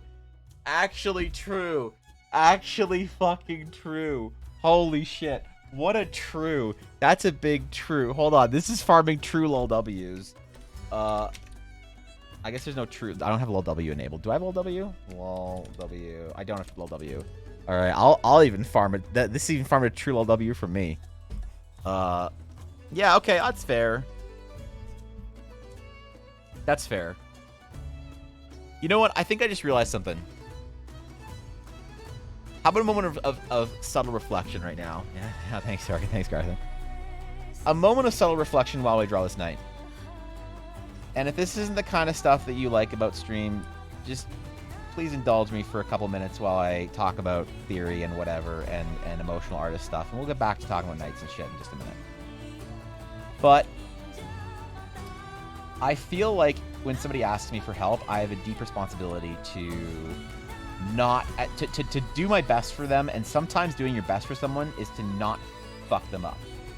It's to not mess them up. To not let your ego get in the way when it feels good because someone's just like, yo, man, you're so good at art. Oh, I want to learn to be like you. Yo, how do I be good at art?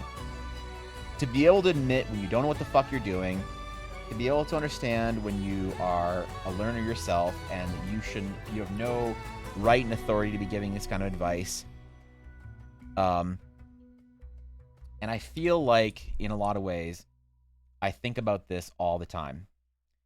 And I think about how not to mess people up when it comes to art advice and what I can do to sort of like do my part in that process.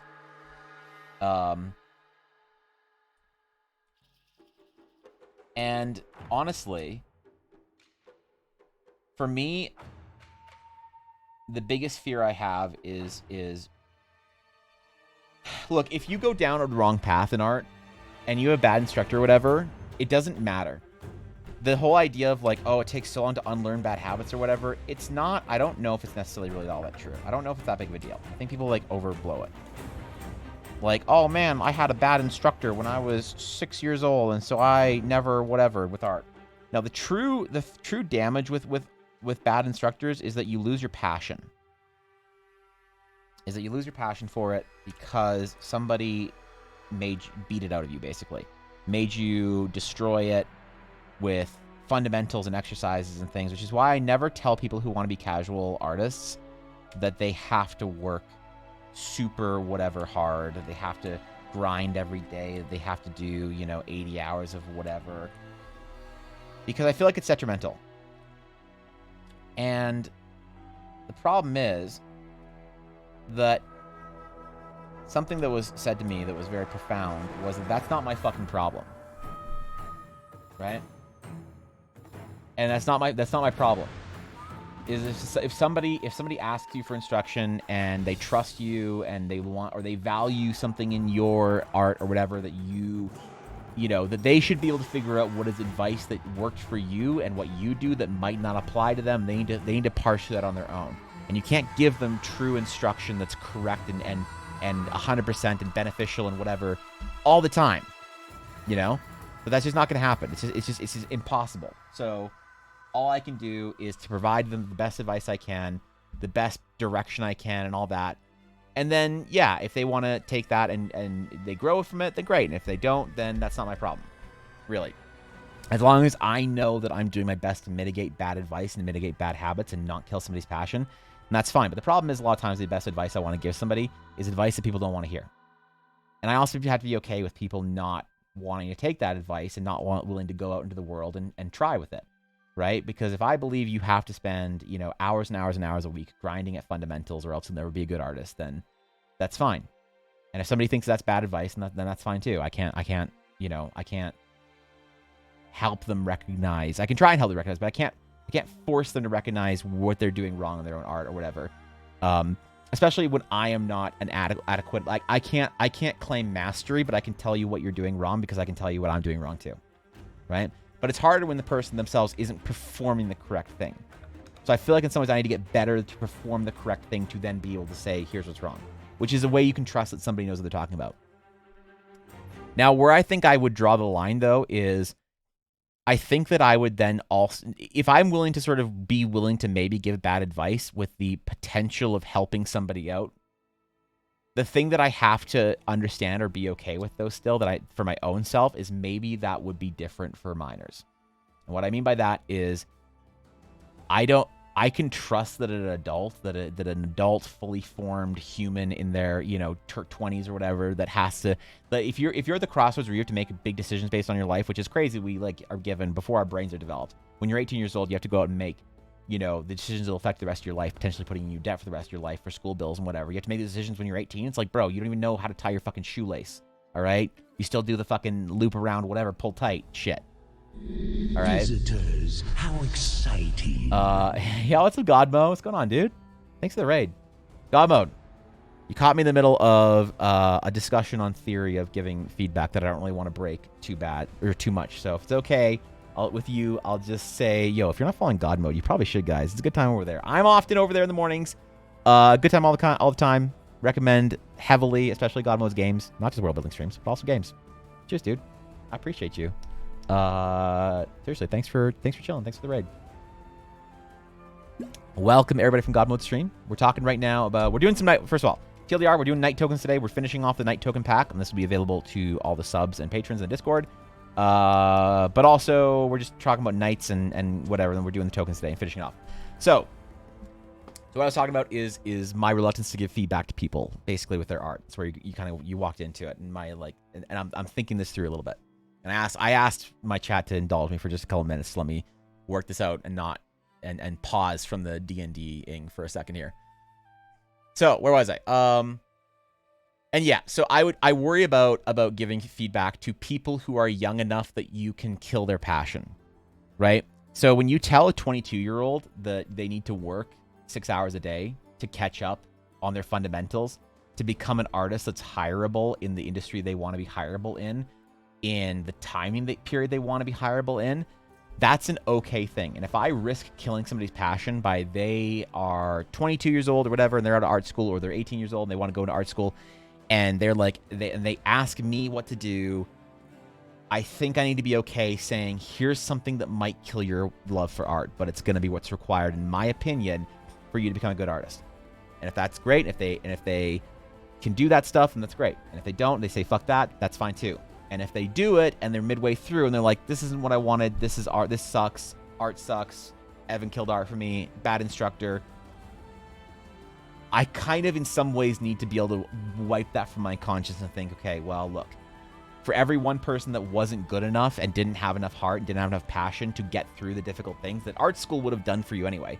Art school would have killed that in you anyway. Maybe I should go there, I should save them some time or whatever. I need to be able to be okay with that, because I need to be able to think of and see the other people that maybe I can help and who have gotten somewhere, and like the Thorkins of the world who managed to do this 250 boxes and had the stomach for it, and Thorkin's becoming a better artist at a faster rate than anybody else I've seen in a long time. And I mean that.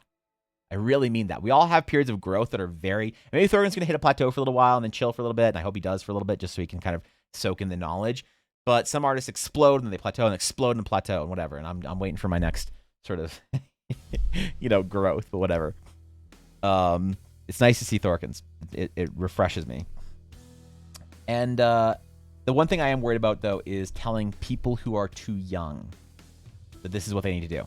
Because I feel like if I'm accessible, and let's say that you are a 15-year-old artist and you see my art and you think Evan's a great artist, and maybe you don't see a big difference between my art and other greater artists than me, and you think, wow, Evan's at the top, he's the pinnacle, even though I'm not good enough to be hireable in the games industry. You got to understand that.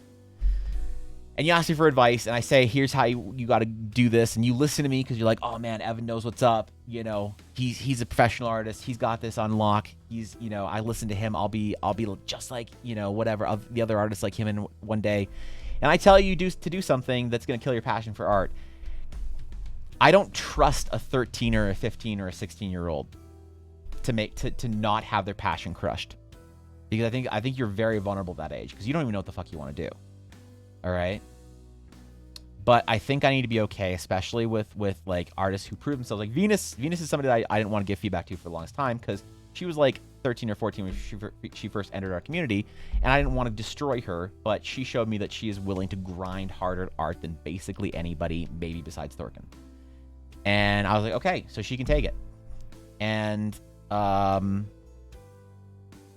I think that as long as I know an artist is serious and further along, then I think I need to be more willing to provide that feedback.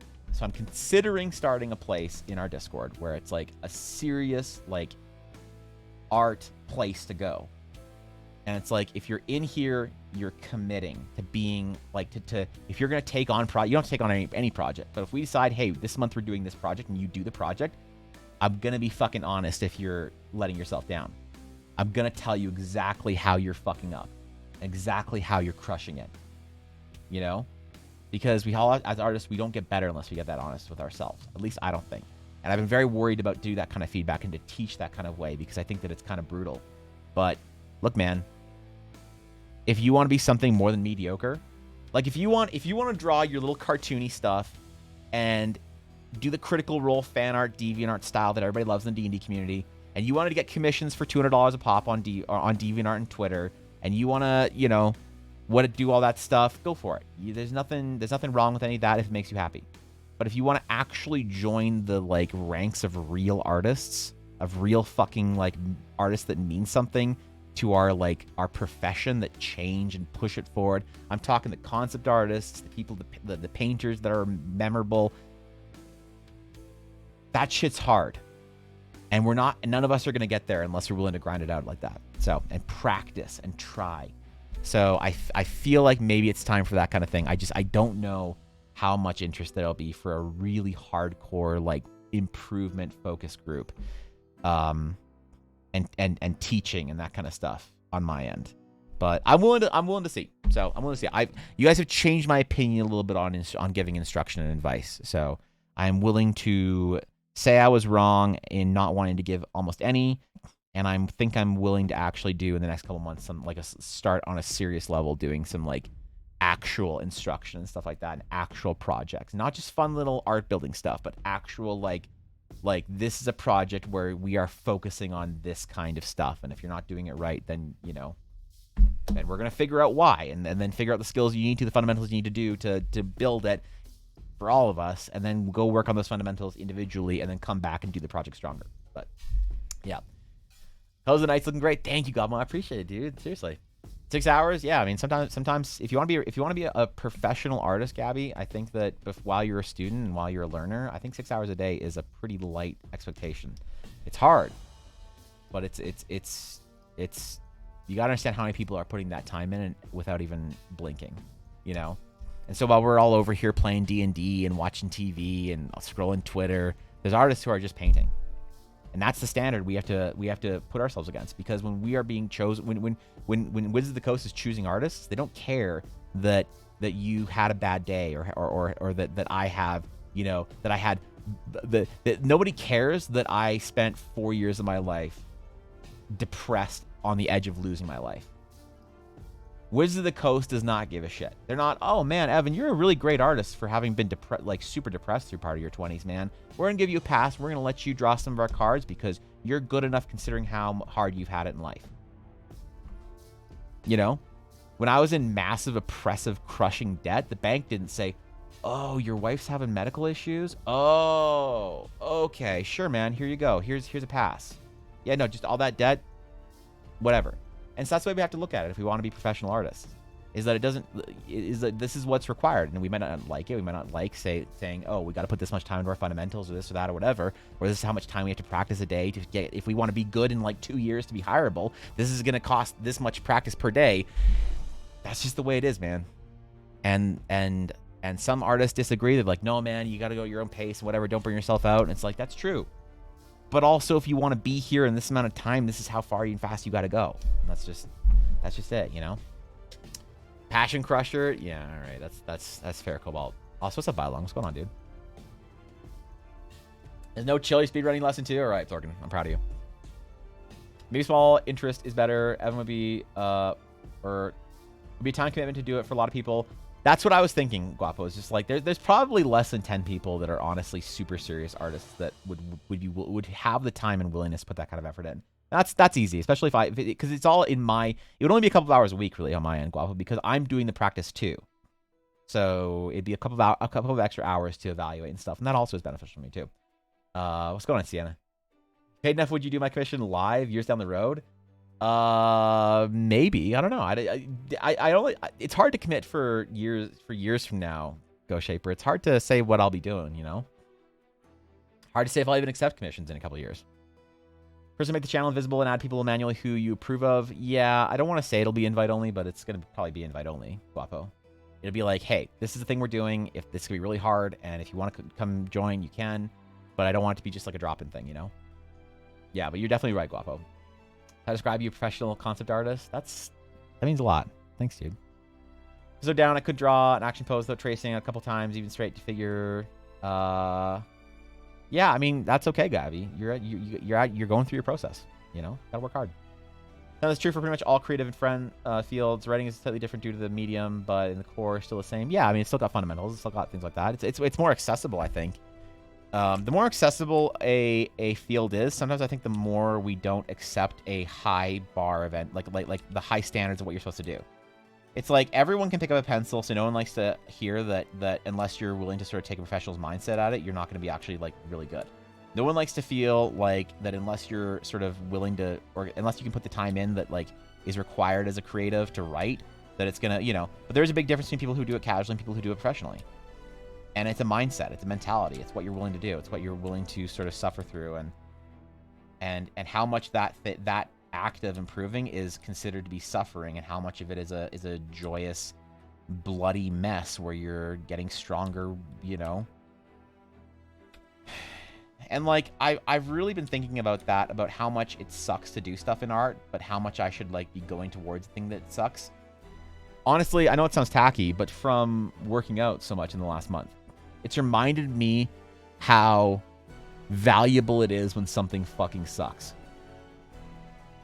You know, like sometimes I'm out on a walk or whatever, walking around the communities or whatever, doing like 5 to 10K, and I like to carry a lot of weight on me. So I put a lot of I put weights in the backpack that I have. I put my water, I put extra water, I put weights in there so that it's heavy as shit, so it's harder, because I know that you know however much strength I build or however weight I lose on a walk will be enhanced over time by adding weight to it. It's like, okay, there you go. And then I'll sometimes look up a large hill, and I'm proud of myself for doing this, you know, and I can say that, which feels nice. That I'm proud of being able to look up those big hills, and I remember thinking to myself, I want that hill. Like, it was really, I was out of breath, I was fucking dead, my heart rate was like 150 or whatever, and I looked at a large hill, and I thought, and I could go up that hill and it'd be another like extra kilometer or whatever of fuck you hill and then some downhill, or I could turn and go home and it'd be like a kilometer. So it'd be like a kilometer or 2 kilometers with one of you fuck you hill. And I was like, I want that hill, man. I want that fucking hill, because that hill is gonna get me there faster, make me stronger. And it's like I stopped doing that in my art for a while. I forgot what it was like to seek out things that suck. And I think that it took me needing to do that in another way, another part of your life, to remember what that's like and how that's true for everything that you're trying to improve on. So I'm seeking out more ambitious stuff with art, I guess. which is why I'm going to start painting on stream again pretty soon, even though it's hard and requires more focus and is crushing sometimes and embarrassing sometimes. But I want to do certain things, and so yeah, I don't know, it's good, man. So yeah, whatever. I'm thinking about doing this whole art group thing and also making tutorial videos. I think I'm gonna make my first tutorial videos on YouTube about how to paint tokens and how to paint maps. And even if I'm not the best, even if I'm making mistakes and my work is kind of subpar and mediocre and whatever, I can't keep being scared of that. I can't keep being scared of people thinking that like I'm good at something and seeing that I'm like a fraud because I'm actually like, you know, sloppy processed and whatever and bad at it. You know, I think it's important for us. But I don't know. All right, enough of that garbage. Thank you for indulging me for the last 20 minutes of stuff nobody asked for, nobody cared about. But yeah. All right. Night tokens. Catch you on chat, and then we'll get back in the nights. To go your pace, but you have to have expectations mirrored. Put in 6 hours a day, be at point X in 5 years. Put in 3 hours a day, and you'll need 7.5 years. Nothing wrong with that. Exactly. Yeah. And if you want to, if you're like, yeah, man, I want to be one of the best painters in the whatever. It's like, okay, well, when did you start? Well, you're 30. Okay, great. Well, there's people who started when they were 7, so you got a lot of catching up to do, and you have to be okay with that. And that's part of the process, and you got to love it. If you don't love it, what's the point? Also, working that way for years has broken me over time, especially the mindset that goes around at academies. Jesus, sorry. Or used to make light of depressed mental states because of the ideology of suffering artists. I do agree with you that you need to put in the work, but not at the cost of your mental, emotional health. You know, balances all that. Yes, and honestly, here's the thing that artists don't like to hear. That if you want to actually be a real artist, you have to figure out how to put that level of art or of education in for your own self and not let it break you. And that's like a okay, Evan, well, fuck you kind of thing, right? But that's the conclusion I've come to because art broke me. It broke me, man. I stopped trying. Like I haven't talked about it in a while because I don't need to talk about it anymore. But like, guys, you got to remember, before I started painting on and streaming, I was depressed. I was a complete failure. I had given up on my dreams of being an artist. I had reserved myself to just being a shitty graphic designer for corporate whatever because that was safe and I could provide a good life for Ella. I hated myself. I'd given up. And for a while there, I wasn't sure if I'd make it, you know? Sometimes you get real depressed and it's real bad. So I know what it's like. And then I sort of was willing to give it a chance. And that's why I'm so grateful to everybody who's ever supported me on stream, because you guys gave me a second shot at life. But it's like, okay, well, how do you still put 6 hours in a day and not let it break you? And it's like, well, that's kind of like, well, yeah, must be nice, Evan. I don't know how to do it either, but I think that for me, it comes from value. It comes from if you value the end point, when you break mentally as an artist, I think the vast majority of times, as far as for me and for the people around me, it's because you lose sight of what your goal is, and the grind and the drudgery becomes suffering without point. You can do a lot in life. You can deal with a lot in life if it means something. You can eat a lot of shit and suffer a lot in life and go through a lot of pain in life if it means something. We're all very strong creatures like that. It only because a lot of artists break because they lose the end point or the meaning behind it, and it crushes them because now they're just suffering. So, writers are accessible to do the nature of everyone of us being able to write, but not everyone is able to draw. It doesn't make it easier though. I know it's not what you mean to say. Oh wait, okay, I'm confused. Did I say the other way around? I guess artists seldom stop until broken. Sadly enough, that's true. This is shit I am at action poses. Yeah, me too, Gabby. We do care about it. Every art process is sloppy. It's some people just don't show it to others, and that makes it seem neat. That's true, actually. Yeah, that's true.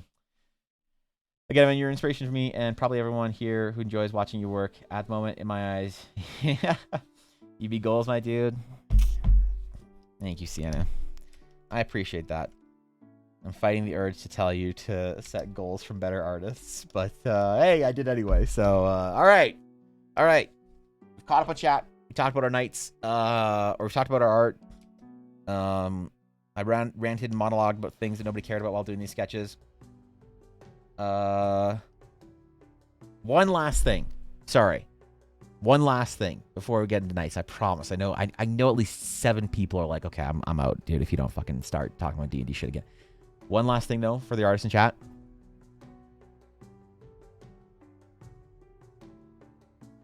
Don't ever believe that you can't do it. I don't know how to say this without sounding like a fucking loser cringe lord thing to say. So I'm going to risk it, okay? I'm going to risk just being a loser cringe lord. Don't ever believe you can't do it. All right? Innate talent, inherent ability, luck, whatever, all that shit's garbage, is BS. It exists, but it doesn't define anybody. All right? Sometimes the talent, the extra talent percentages that you get, the buffs, the starting points, the whatever, the boons, they make it easier to start. They make it easier to break through certain barriers sometimes, but it doesn't mean it's impossible for anybody who can't. All right, I have to believe that that's true, because if I don't believe it's true, I'm fucked. Because I'm not a naturally talented artist. I've practiced a lot. I've worked really hard, but I've always been at the bottom of my class, always worse than my peers, always worse than people who tried as hard as I did for my age. I have to believe that we can all do it regardless.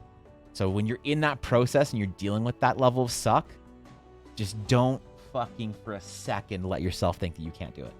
Because you absolutely will. You will. It's not that you can, you will. If you decide it, you will. We have a natural, you are not smarter than your hundreds of thousands of years of evolutionary biology, okay? Your hundreds of thousands of years of evolutionary biology, your millions of years of it, have crafted you into a creature that can learn things, and you don't understand how or why, because you and I are too stupid to understand that. But it's true, and you have to have faith in that. You have to understand that you can learn things and you can grow, all right? And then as you practice and as you try, you will learn these things and they will get better. Because every artist looks at where they're at and they look at a master artist and they cannot see the path. They don't have no idea how to get from here to there because it doesn't seem possible for them. But you got this, okay? Don't ever let that fear break your stride, all right? You gotta give it your all because you owe it to yourself, man. You owe it to yourself to be happy. All right. That's the last thing. All right. Okay. Either way, they're right. Yeah, exactly, Sven. I definitely get the depression thing, Evan. Please know you have always been one of my biggest inspirations to improve and expand as an artist. That's something I may never fully be able to thank you for. It means a lot in Bluff. Come on, dude. You do enough at Bluff. It's all right. All right. You looked some shit up on Google that one time that we couldn't figure out how to make some god icons. So yeah, no, we're cool. We're even, Bluff. Yeah, we're square. All right. We're drinking the same water as dinosaurs, dudes. How do you know we aren't drinking the dinosaurs? Telling me you pick something up easier, but a person putting in the hard work will come out on top. Yeah, true. Look, you Evan the same way you look at Dave Greco. I don't know about that. He's a lot more handsome. Like I'm getting there, but I still don't have the sleeve tattoo vest. So, you know, let's not get crazy. Remember that despite the uncertainties and insecurities about your art, many people see your art and are in awe of it. Yeah, I know. It's fucking depressing. Imagine having that low standards. All right. I come prepared today. First water down. Second water. Unlocked. See? You all thought that I only had one water today. You all thought I made the same mistake I always make. Okay, which night should we start with? We got Pointy Boy, we got Stabby Boy, we got Slappy Boy, and we got Madge. So which one do we start with? Pointy Boy, Slappy Boy, Stabby Boy, or Madge? Also, I like the size of these tokens. I'll go for Bitthorgan. Yeah, no, I want to start these tokens, and then we'll probably take a break in a bit. At Heaven's goals, we will get we'll get Greco goals, and everyone surpasses Greco goals. I don't know about that, man. Dave Greco was streaming yesterday, and he's so much more attractive than me. I don't know if I can ever be a good artist as Dave Greco because my tablet isn't my tablet's apparently as big as his, but I'm just not as attractive, man. So I gotta. You think if I lose some weight and maybe get a sleeve tattoo, and a cool lip piercing, maybe I'll be like Dave Greco then. But yeah, I just don't think I'm gonna ever be as good of an artist as he is. He's just always been more attractive than me. So, improve on fast one action pose. I want my urban fantasy action comic. I need to bust my ass. Yeah, you do, Gabby. You need to bust your ass, and you got this. You got it though. You know what you got to do. You're motivated. Now go off, young Gabby, and crush it. Slay it. Slay your goals. Smash them. Show me what you're capable of, okay? Now, do we give them all the more sort of like... I think I want to give them more the, like, straight, like, flat top helmets, you know, to help differentiate them from the big boys. I think I like that look.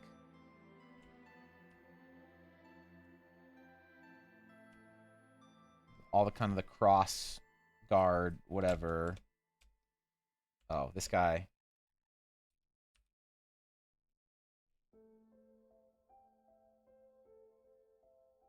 Kind of like Crusader, Templary type thing. That differentiates them a little bit more from the guards, I think, because the guards have these cool visors, masks, and pointy faces and stuff, so... Now, whose shields are too small? Is it just the one guy's shield's too small? I really wanted to make rules and print them for this month's pack, which, you know, just didn't happen, but I really wanted, especially because we're including spell effects, I really wanted to include all those, but alas. I think this guy's a little bit too small overall. The token's big enough, but like his helmet and sword proportions and stuff aren't necessarily big enough. Anybody's practicing more efficiently on poses? Yeah, practice intention. Break if you feel like you're lacking efficiency in your practice, Gabby, break it down to the more basic fundamental. If you're practicing figures in general, practice specifically gesture, anatomy, or perspective. And if you're trying to do one of those and it's still not feeling good, then you need to practice break those down to even more fundamentals. So if you're trying to do gesture, then practice sort of like line design, things like that, like very basic sort of line formations and whatever. If you're trying to practice anatomy, then go even more basic. Don't do the entire figure, don't do the entire character, just go to muscle groups and individual parts of the human body. And if you're struggling with perspective, then don't try and connect everything and make, circles and tubes and spheres and whatever. Go back to the 250 boxes that Thorkin drew. That kind of shit. I'm back with a furry, says this furry name. Wait, what? Hold on. What about this furry shit? Did I miss some stuff? Did Evan still wait, Evan is still safe from my pun dating, but next I'm coming back with a fury. Oh, Jesus. Sienna, please spare me. You are great and mighty, and I dare not face you, but please spare this young artist. Okay.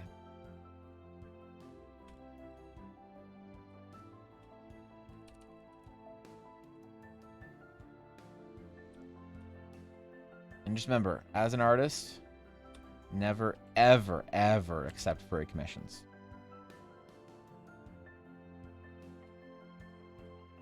Unless that's what you want to do for the rest of your career. We call that side of him Evangeline. We certainly don't call that side Evangeline, Vass. There's no Evangeline. There's no... Please do not desecrate the good name Evangeline in the name of a meme. I have not made the retainer yet, though, Vass. I'm sorry. I have yet to make the retainer for you.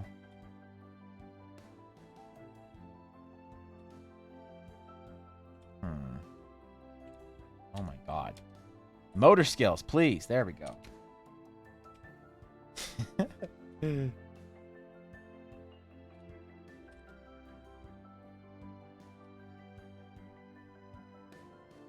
I shouldn't have moved my canvas around so much when I made lines. But that is who I am.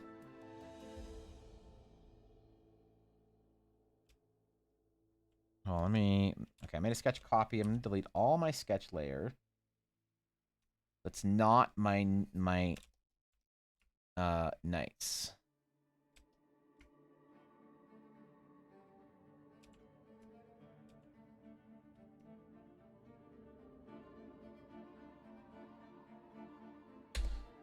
Aha!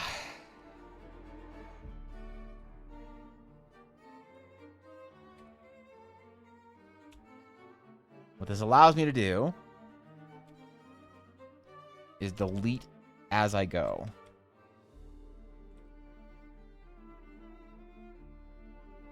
I'm kind of excited to have, like, just nightly guards and stuff like that.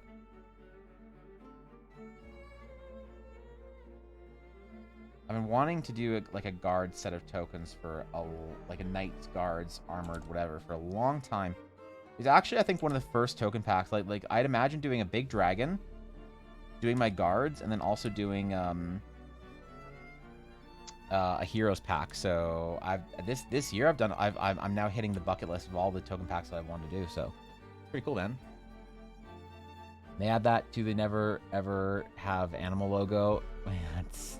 That's true. Yes, that's also never for commissions unless you want quick and dirty cash, my dudes. Yeah, it's dangerous, dude. Maria, it's been a busy time to relax. All right, yeah. That's Final Fantasy is being difficult and won't download on your PC. Wait, really?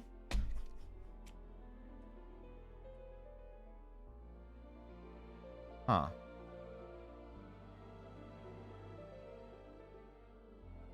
Well, Vass, I've heard better excuses. I've also heard worse excuses, so.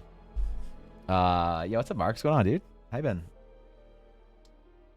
Chaz off the leash again today. What up? Yeah, it's about that time again, Caribou. How you doing?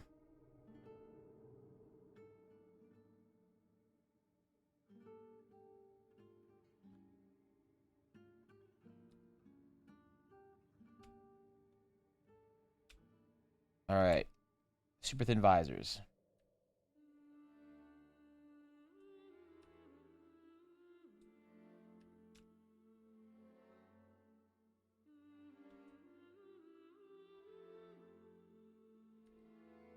Oh, do we like the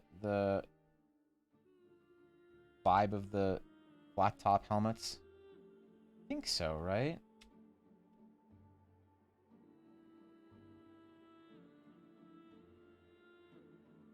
So these tokens, don't forget, are much smaller than the knights. They don't need as much detail. They just, more importantly, silhouette things. Little silhouette boys.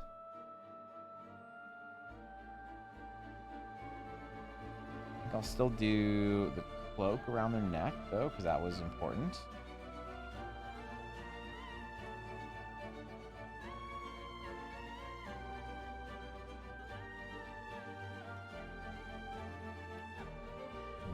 Bigger hands, obviously.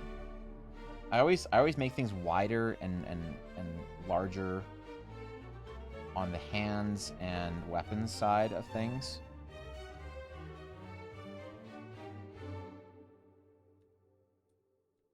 So they're more easily spotted from the silhouette.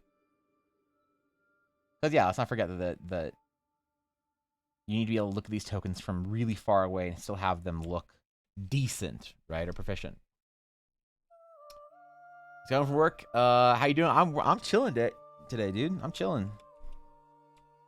I had, as I was bitching about earlier, I had the worst weekend imaginable this weekend, and I feel great today because I got to come and just chill and stream.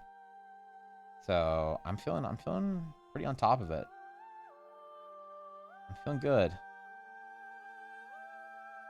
That's the magic and power of having, I don't want to say a job, but a thing that you look forward to every day to go do, I guess.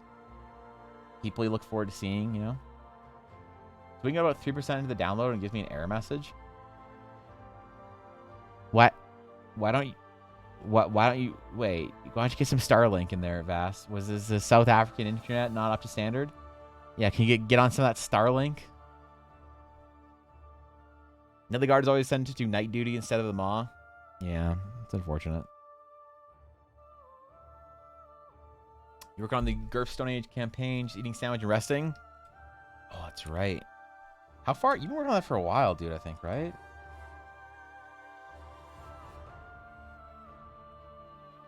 Super interested in the idea of starting... Yeah, you start your, like, world of the Stone Age and go from there, you know?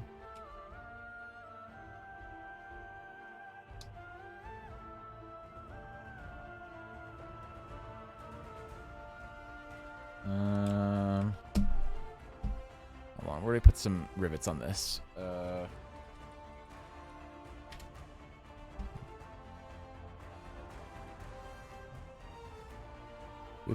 rivets on the top. Oh, there's usually a metal plate on the front. As far as Crusaders go. A lot of times there's a little rim with rivets across.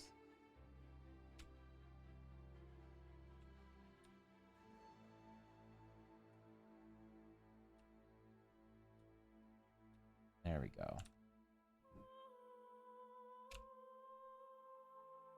There we go.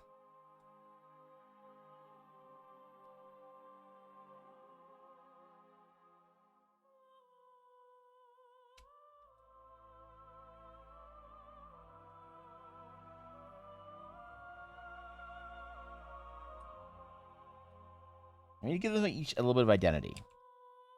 Whether it's like little bangs in their armor or something, you know? I don't know if I want to do a formal crest on their shields. I kind of just want to do maybe some kind of outline. Thick. I like rivets on more, if you're trying to get more of a medieval sort of look on your armor. I think rivets are always a really great way to do it.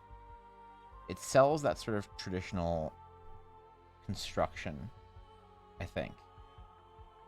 At least to me, anyway. It sells traditional construction. It shows, like, materials.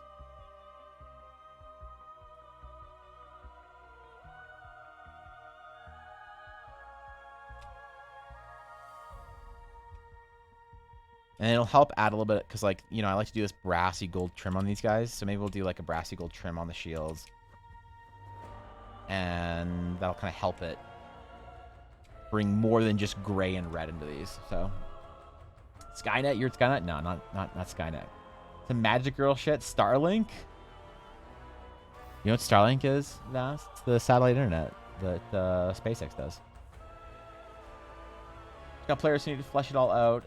They won their first hunt on Sunday. Unique's down a zebra single-handedly with a spear set to charge, and then got a crit on a bow. Second it fled and crippled his leg. Needs to say she's hooked. All right. I like it. I like it. There it is, man. That's why I like the survival aspect of D&D. Hunting and fishing and that kind of stuff.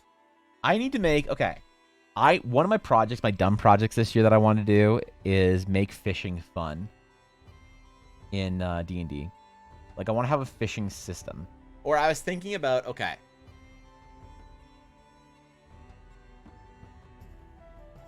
I was thinking about writing a piece of software with Ella and making a fishing minigame. Should I talk about this? All right, whatever. Okay, one of the things I was thinking about doing with Ella is adding in mini games to the D&D experience. That, imagine in addition to your like sort of VTT, you could have in a fishing mini game, right, or a crafting mini game that has its like interface, you know, and everything. Be all kind of like, yeah, kind of like an actual game or whatever, like a little 8-bit type, or sorry, 16 or 32-bit kind of thing. And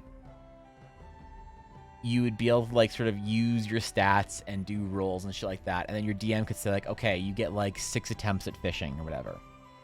And then you'd like have that tab, you'd like open that tab or whatever. And like, let's say there's enough usefulness in that app that you and your players would all sort of be logged into the game session, where your DM could start the fishing mini game and enter in sort of like the location of type of fish or whatever, and you could like fish things up, and it would have things for like ingredients and stuff, and it would kind of make like a more of an MMO style mini game function for fishing and cooking. So you'd still have to roll your stats for and roll everything for and do everything with your dice, but it would give you things that have like, you know, I don't know, it would like sort of interface with, yeah, I don't get too into it, but at the very least, make rules for it, and then maybe make an actual interface for that stuff. At least for my group, I'd use it. The big one I'm working on is the inventory one, but that's a project for down the road. So Okay.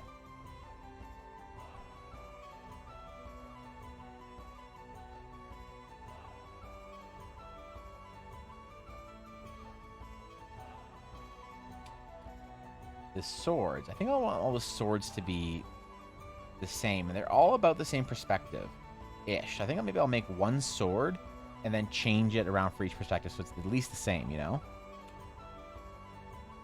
And I just add it in. It's a little bit of a cheaty pants method, but it's okay to be cheaty pants like that when you are doing something, I think, in this size of tokens.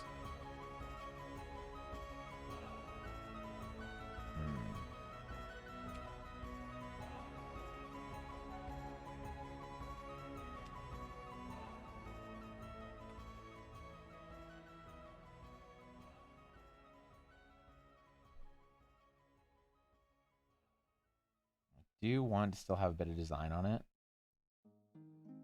but not be anything too ridiculous.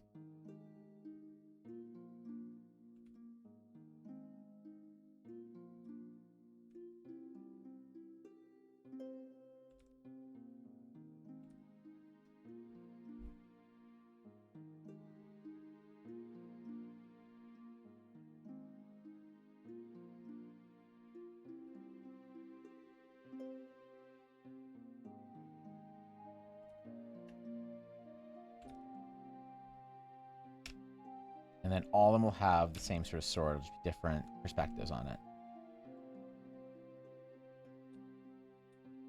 Because I always do pretty flat perspectives for weapons. Like, you know, this weapon should be more in, like, that line. You know, the one over here should be slanted like that. Like, basically, no matter the sort of angle of your knuckles or whatever. So the more the hand is down, the more on a sharper angle it's going to be on. But I always do it a little more flat for tokens so you can see the weapon better. Second every game you played so far. What's the best fishing game you played, Sienna? That revelation, thanks to Knight's Post, people in Shattered Sea can have anime-sized weapons. They just need to be infused with sky shards. Yeah, we already did that. That's hold up.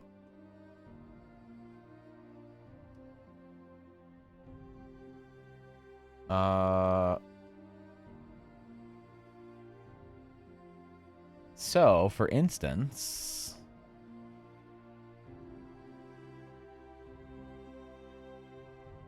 let's see. Airships, where are our Sky Knights? We have Dagrond, Eldritch shit, Fridays, spooky shit, castle show. I gotta finish the castle. Aha. So for the Sky Knights, their clerics use flails infused with sky shards, and they have some sort of ability or capacity to change and alter the weight of the weapon.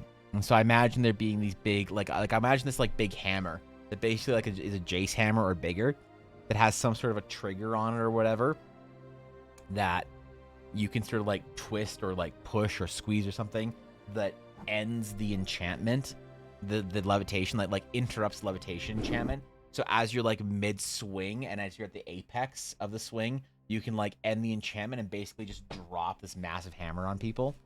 That's kind of the idea or vibe of the clerics anyway. But yeah, no, I mean we talked about doing like other larger weapons, but we just never got around to doing the like actual concept designs for them. But totally, yeah, I like the vibe. We could have Magic Girl weapons for Ashy, and only for Ashy. Ashy's the only one in our D&D world that gets to have a Magic Girl weapon, and Guapo. Yeah, Ashy, Guapo, and Penguin, because Penguin's a pixie. So, wait, fairy? No, what's the smaller one in D&D? The pixie is a fairy. I forget. I have 1,000 megabytes of 415 downloaded, only about 49k more to go. All right, good luck. Yeah, good luck, Vass. Sky Shard Flail. Why is that? Why is that Booba Guapo? What's up, Llama? If you're having a great time watching this stream, always remember, everyone, you're all beautiful. Dude, it's a little bit of positivity, man. I like that. I like that. I'm doing well. As I was complaining about before earlier, Llama, I said I was having an awful start to my week. Or an awful weekend. But a pretty great start to my week. Because I get to come stream and hang out with wonderful people, just like you, Llama. A little positivity to make my day better and turn my week around. And that's exactly the kind of thing I was talking about this morning when I said that I was feeling better and excited to stream. So, thanks, Llama. Thanks for being a part of it. Canceling the floating enchant is how characters fight in the Troll Hunters series. What is the Troll Hunters series? I'm intrigued now. Yeah, I don't imagine that I'm the first person to consider that at all, but I like the vibe of it. Okay. We have one sword that works. One sword to rule them. Make it a little bit longer, okay? There you go.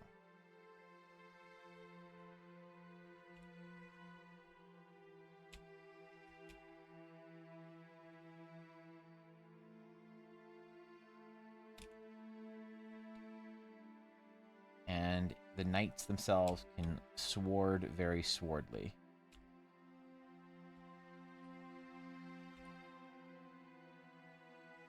Ugh, okay, never mind. I need to basically redo this.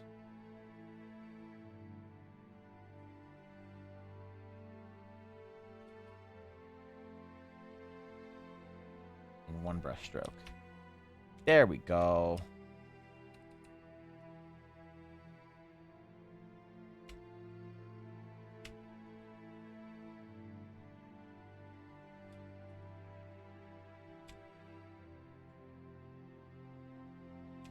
Gotta make it a little more pointy. This is a pointy boy. Supposed to be danger swords. Okay. So, we're gonna take this sword, and we are going to change its perspective. I think we'll make it a little bigger, actually. Yeah.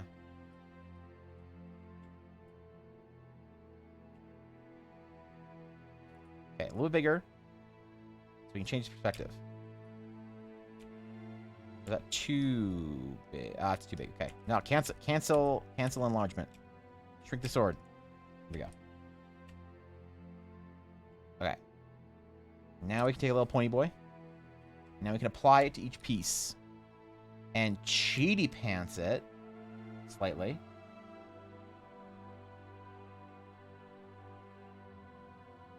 To fit into each one specifically. We're not going to muck with the perspective on it too much because that isn't going to work. This one is almost straight on.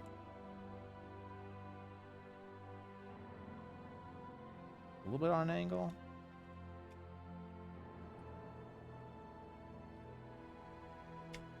And there'll be some serious consistency in there, except for maybe this one we'll have to deal these two. Well, actually, I don't know. We'll see. Don't forget, we want the swords to be a little more,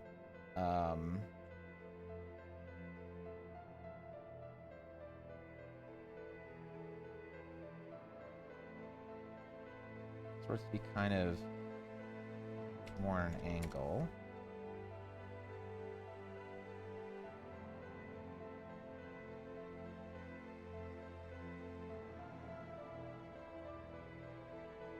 We're okay with reusing them so that it can be nice and consistent. Because, don't forget, at a distance, you're going to see all of these swords.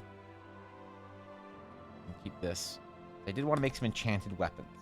Well, I already made some enchanted weapons, but they were bad. So I didn't want to show them today because I was like, I got to redo this. If I have enough time. Is that a flail? Got a flail stick AF? Dude, I'm glad you are also a flail approver.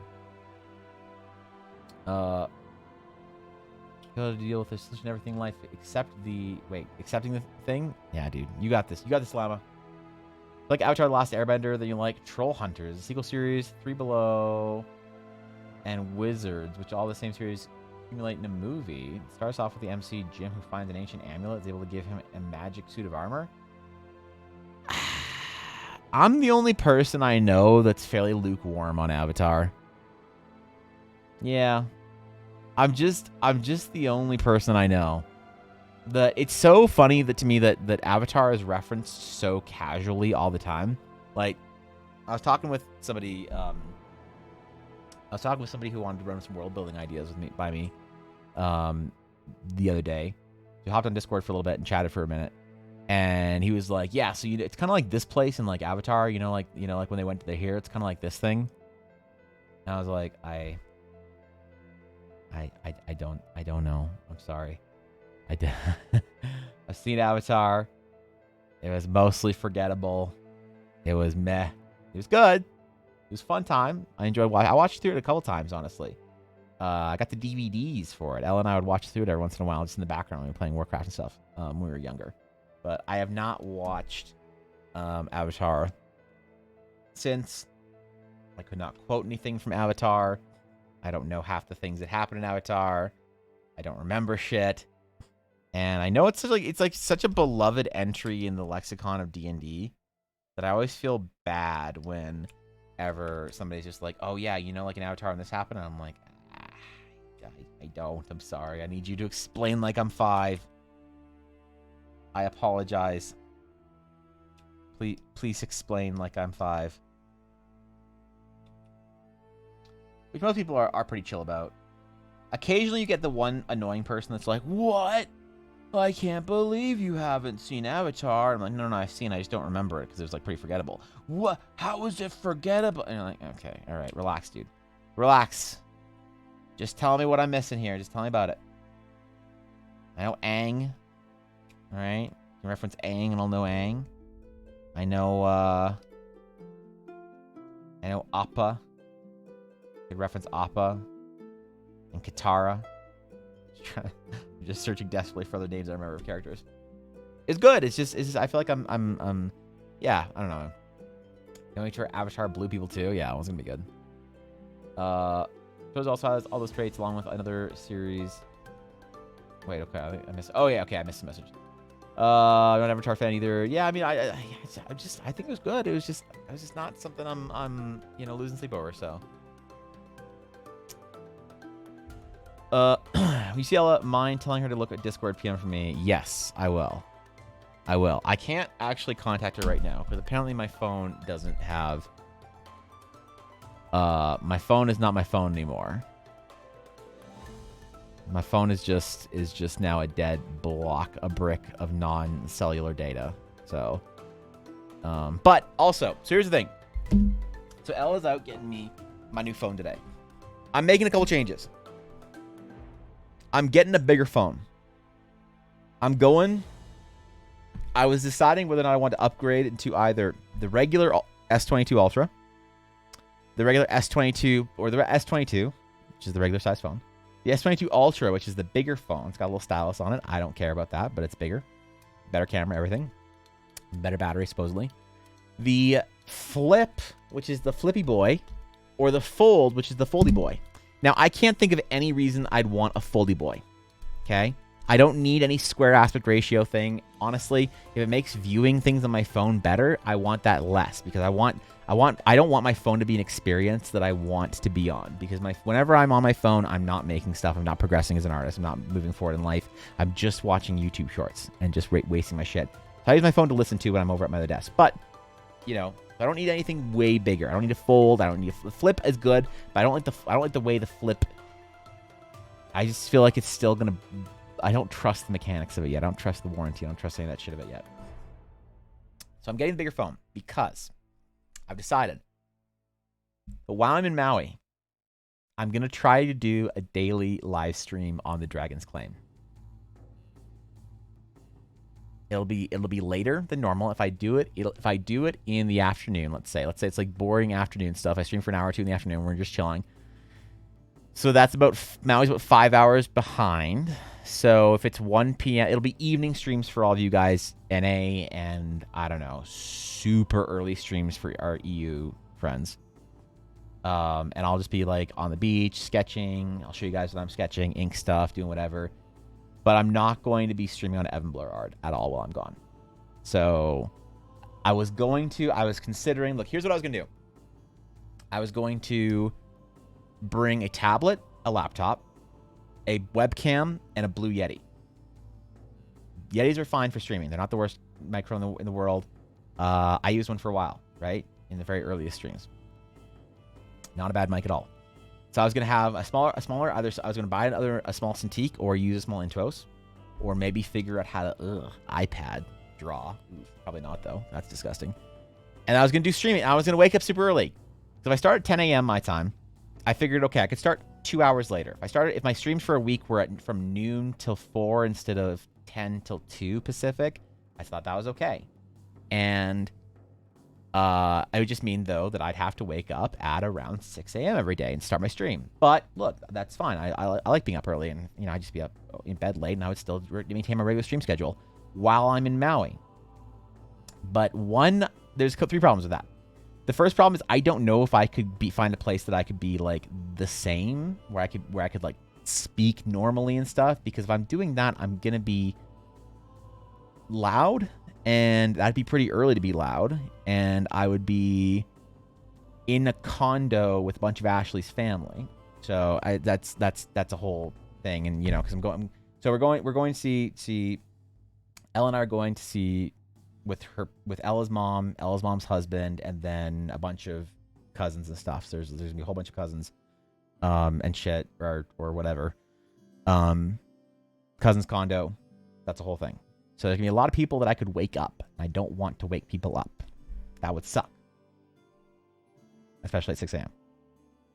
The second thing is, well, yeah, enjoy Maui, don't work. Yeah, the other thing is maybe I should take some time off work. But the third reason, the main reason why, is because I don't trust the airlines right now. So you better believe there is not a fucking chance in the world I'm checking a bag on the way to Maui. I am not checking a bag no matter what. So I would have to bring all that equipment, and I have to bring 9, but I always bring extra days of clothes. I have to bring like 11 to 12 days of clothes, because I'm that guy that always comes with an extra 2 shirts, an extra 2, pairs of socks, underwear, whatever, an extra, pair of pants or whatever. I'm that guy. I need to be that kind of prepped, just in case you get stranded or things spill or whatever kind of person. So I'd have to figure out how to bring almost 2 weeks of clothing in a carry-on, and also my stream equipment. And I decided that's bad. Put tracking the luggage. I do too, but like right now there's just so much luggage getting lost that I just don't trust. I am not. I bought tickets that I would allow Elle and I to board, to do advanced boarding, so we don't have to worry about that garbage. We just chill. So I can get a spot. I don't have to worry about my clothing or anything being under or lost or whatever. I think maybe gate check's probably okay, but still. Yeah, I'm So I decided I can't stream while I'm in Maui. So I'm really sorry. I said I was gonna try and figure out how, but it'll be a week and a half of no streams, which I'm really nervous about, because I hear that kills people's careers on Twitch, especially if they don't have like giant followings and stuff. So I'm actually kind of worried about it, but I feel like it's just not gonna work out otherwise. So I'm still gonna do streams because I really want to. I'm gonna do streams on the Dragon's Claim. It's gonna be chill, just like ink streams on my phone. So that means I need a better camera on my phone. So I'm getting the new Samsung S22 Ultra Plus, whatever, so that I can do beach streams. And all I have to bring then is a tripod. And Ella said that AirPods are have a good microphone in them. So I'm gonna bring. I guess I'm gonna have AirPods. I already have the Samsung Buds, but Ella said the microphone on AirPods is better. So yeah, I don't know.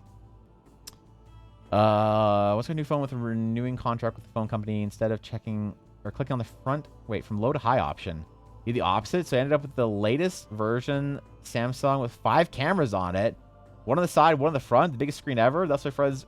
Wait, the fridge? I'm getting the fridge, Sienna. Went to Kauai. I don't know how to pronounce these fucking words. Do school online. Try to study the first day. Didn't happen. Yeah, that's rough. Take time off. No, Fox. I wanna draw though. Don't have a stream, but best free advice I can give you, my friend. I'm gonna stream on my phone. I'm gonna do some streams on my phone. They're just chill, right? Because I'd like to. Yeah, I'd actually like to. So that's gonna be on the Dragon's Claim. So here, if you guys aren't following the Dragon's Claim, is that how you spell it? That's my alt channel I sometimes stream on, and I'll be streaming on from there. I'm gonna try to anyway. So Unless you want to stream with Mai Tai in front of a tiki torch. Yeah, there you go. Wait, where BDSM skimpy outfits? Wow, look. True, but also. I don't know if I deserve any time off yet, Fox. This isn't really a vacation. This is going to see going to see Ella's family and really this is a medical trip to see if Ella.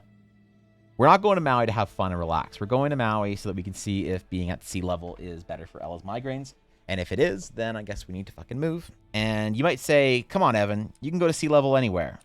Well, when you have a cousin that owns a condo in Maui, it's actually cheaper to go to Maui than it is to Vancouver. So, and way cheaper to go to Maui than it is anywhere on the East Coast in Canada. And way cheaper, well, yeah, it's about the same as going to the US for California or something, but you know, going to LA or Anaheim or whatever, what being close to sea level might help with Ella's headaches, the smog might counteract it. So, yeah. Take time for yourself and can do nothing to your base.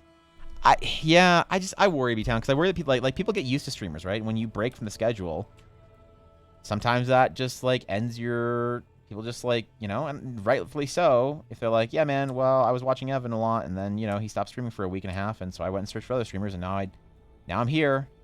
And it's like, I get it. And I worry about letting people down. Because, like, especially, like, if you're subscribed to me and you're paying for my streams and I've just, like, gone for a week and a half, like, that feels bad. It feels to me like I owe something else then as an apology or whatever. Because I really take subs very seriously. I take your $5 a month extremely seriously as a responsibility from me.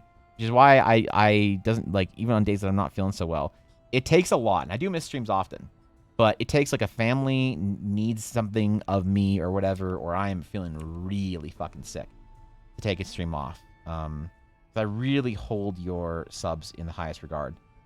But yeah, I don't know.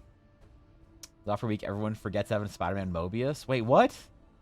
Therefore, you return. Just make sure to have fun and relax. I appreciate that, Thorkin. Thanks, man.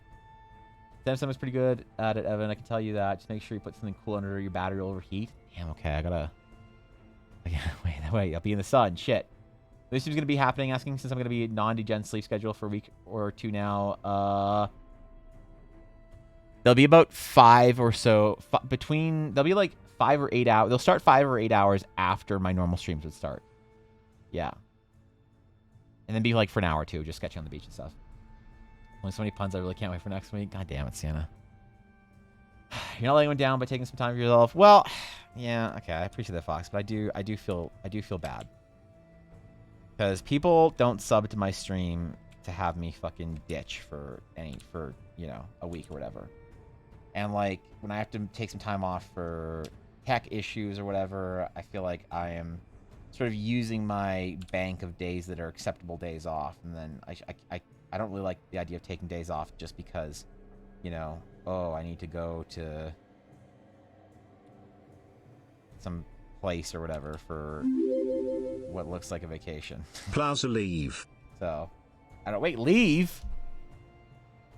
All right, fine. Jesus. All right. Yeah. All right. Jim called it. Okay. Thank you, Jim Spector, for the 4-month sub. Holy shit, dude. Thank you for considering me your prime option for the month. Thanks, dude. I appreciate it. Thanks. Thanks, buddy. Seriously. Subscribe for the stream. Hasn't streamed in 6 months because I love him. Hey, that's listen, dude. That's dedication. AD Shield forget you? Yeah, probably. But thanks for the resub, dude. Seriously. Work for my tier 3 sub. Work for it. I do. I need to. I'm sorry. Look, listen, Twinkie, you can drop your tier 3. I don't do anything to deserve a tier 3, okay? I don't. Yeah. Some streamers I think do really good jobs at like earning tier 3 subs and stuff like that, but there's no way in hell. Like Twinkie, if you want to support at a higher level, you could always go over to Patreon and sub over there and actually get something for it. Like what's a tier 3 sub on Twitch is like $25 and you just get a cool badge and chat and, you know, whatever. But like you can always go to Patreon and tier 3 and print tier sub over there for $25 and you get stuff in the mail. And at least I feel less bad because you're getting something in return once in a while. I feel like, oh, Pog, I want to like get a print this month. Okay, yo, I'll subscribe for a month over there, you know? And then I can at least send you something. I don't feel bad about it, you know? Where's your Patreon? Oh, Jesus, hold on. Yeah, thank you, Thorkin. Yeah, I mean, not this month. You're already 2-3 subs, but I feel bad. I feel like I don't work hard enough to earn my subs on Twitch, I feel like. So.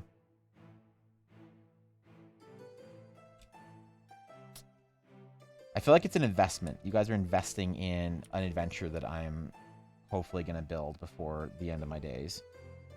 Before too long, that you guys can all play in and have some fun and add to your campaigns. And I really want at the end of the day, if anyone's like, man, why did I support Evan for all those years?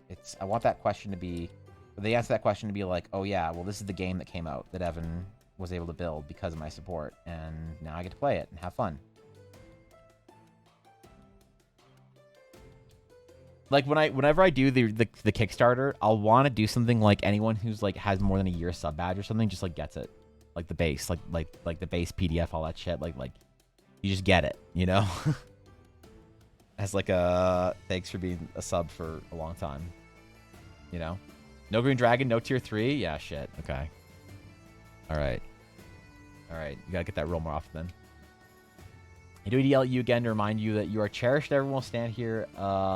And you're under no circumstances letting anyone down. It's been a year. I think you wait. You do for me to yell at you that you're loved again? Goddamn Fox. God damn it.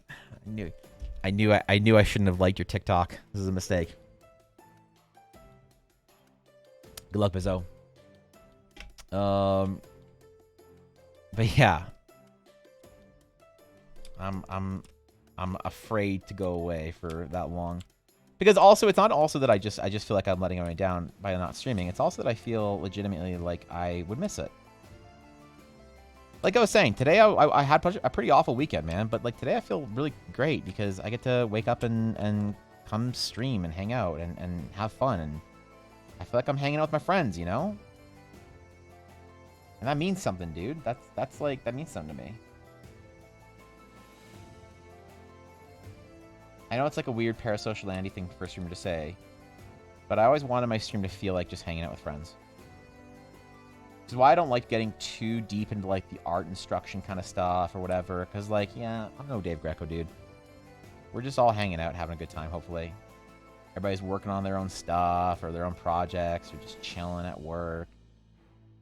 Like, I don't think, does anybody actually just watch my stream the entire time? I don't think anybody, I don't think there's a single person that like sits down and is like in their computer chair just like watching EBA, you know? I can't imagine that, man. I imagine we're all like doing our own stuff, just like hanging out on Discord, just chilling or something, you know, and or being background while you guys are working or something. I had a friend when I first started streaming, before I was like affiliated and stuff, when that week was going through, she was like, "Hey man, your stream's really great.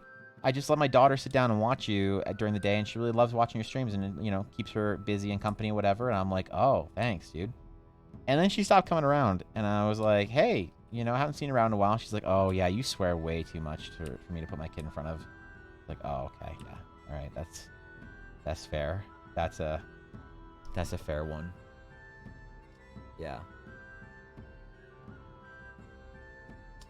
You're crocheting, really? What do you do by talk? That's fair. Your background while I eat lunch, dude. Doc, I'm honored. Yeah, I'm honored, dude. That's hey, that's a deep responsibility. Whatever you're watching at lunch, that's some important shit, man. That's the tone for the rest of your afternoon sometimes. So whatever you do, Doc, you got this shit today, all right? I believe in you. Okay.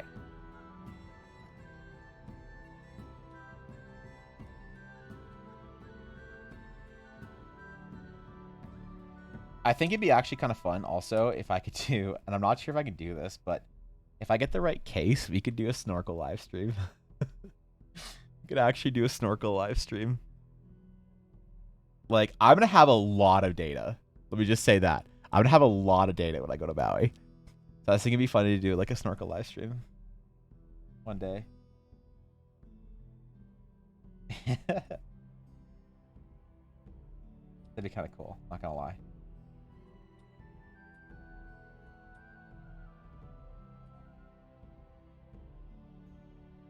It'll be a whole week without TTS. Ah, a whole week Free from TTS. Oh, man. Guapo will actually want to watch the streams after that. Be silenced, but someone's lurking. I'm always watching you, Evan. Jesus! Sienna. Holy fuck. Alright. Goddamn, bro. Blaze, that does count. As long as you're resting.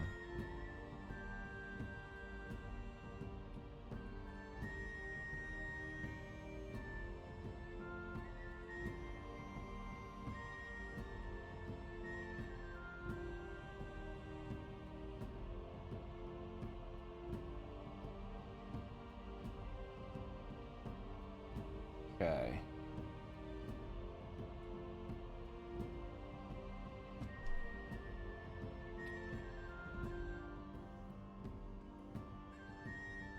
Arm looks a little awkward, but that's okay.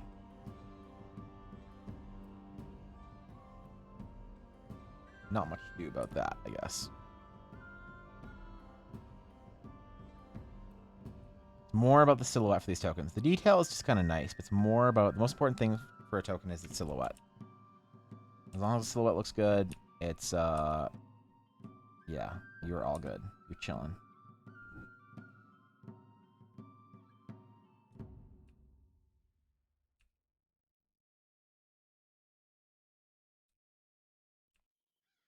Okay. Yeah, I'm actually really happy with this. I'm really happy with the guards.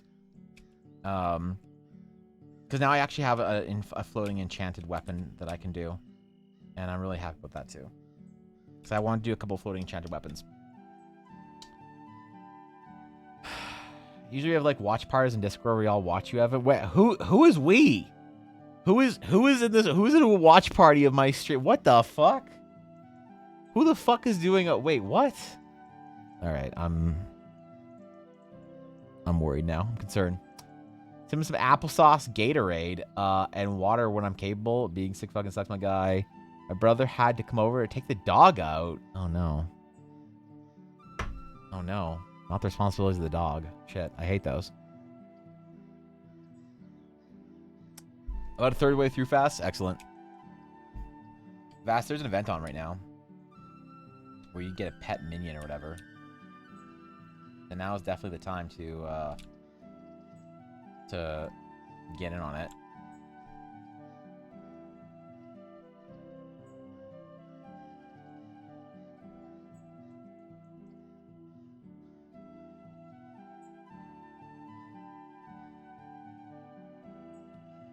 Okay.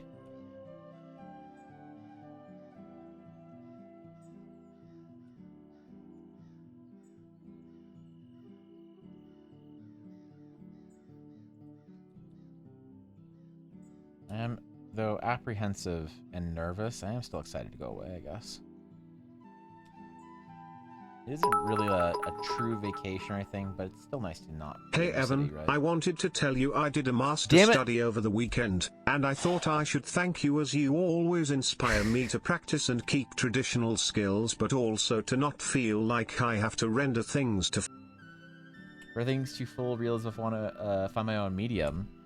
McBluff, okay. Call problems here. McBluff, you're not allowed cheer bits in my channel on your fucking birthday. There's no birthday tax here, okay? You have to pay.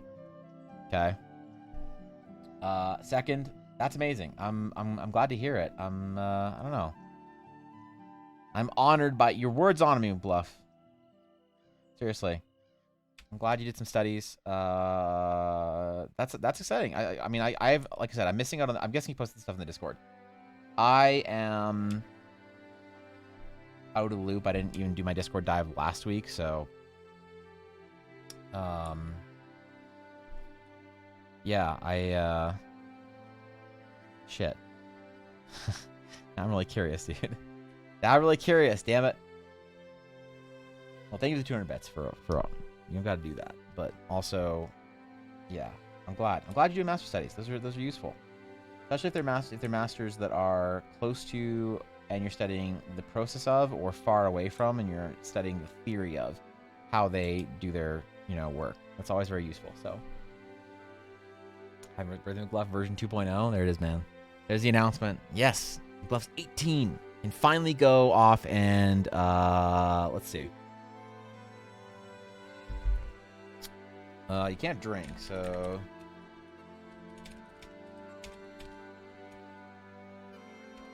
Let's see. What can... You can vote. You can become a... Wait. You can become a legal advocate? What? You can now register to give blood or be an organ donor. What else? Oh, McBluff. You can be a 10-year passport holder now. Yo. That's Pog, man. 10-year passports are the best. Oh. Fuck yeah. What else? You can buy a pet. You can't buy a pet when you're not 18. You can buy lottery tickets. Can I give other people's blood? Wait, Aduria, no, Jesus, come on, bro. How you doing? But Jesus. You can book a hotel room. Oh, wait, you can't, yeah, wait, of course you couldn't book a hotel room as a minor. McBluff, go book a hotel room somewhere. You can change your name. You can open a brokerage account and buy stocks. McBluff, start saving for retirement. Start putting 5% of everything you make away for retirement right now. Okay? You can become a realtor. You can skydive. You can work in a bar that serves drinks. You can sign yourself out of high school. You can call for jury duty. Ugh. You can get a Costco card. Dude, look. You can get a Costco card. Oh, dude. Yo. Birthday trip to Costco, McBluff. You can get your own Costco card. Fuck yeah. Dude. You can go the ER alone now. You can adopt. Yo, Pog, dude. Wait, you can buy spray paint? You can bet on a horse race. Yo, McBluff. Let's go to Las Vegas and lose $100. Wait. You can use a ride-sharing scooter like Bird or Lime. Oh. That's nice, man. I mean, I think birthday Costco... I think getting a Pog Costco membership is probably the most Pog on that list, so... yeah, dude. That's awesome. Well, I wasn't excited for you before, but now I am. Now that I know that you can go to get a Costco membership, now turning 18 is actually pretty Pog. All right, there it is, man. How much does that cost, Evan, to get a Costco membership? I don't know. It's like $60 or something. Genuine advice, save for retirement. Yeah, it's even starting with a little bit when as soon as you turn 18 is makes things massively easier down the road. Like everyone says, oh, if you saved like X $100 every single week or every single month, by the time you're 18, you'll retire with X million dollars. It's like, yeah, okay, that's kind of difficult. But if you start with something like, oh man, if you put, like I remember I started a little bit later. Well, I got an early start and then I paused it for a while for saving for retirement stuff because somebody was like, hey, if you're not putting 20% of your whatever away, then you're messing up. And I was like, that's a lot, bro. I don't know if I can afford that. And I really want to go to Japan this year. So, but I think that starting with a single-digit percentage is actually not a bad idea.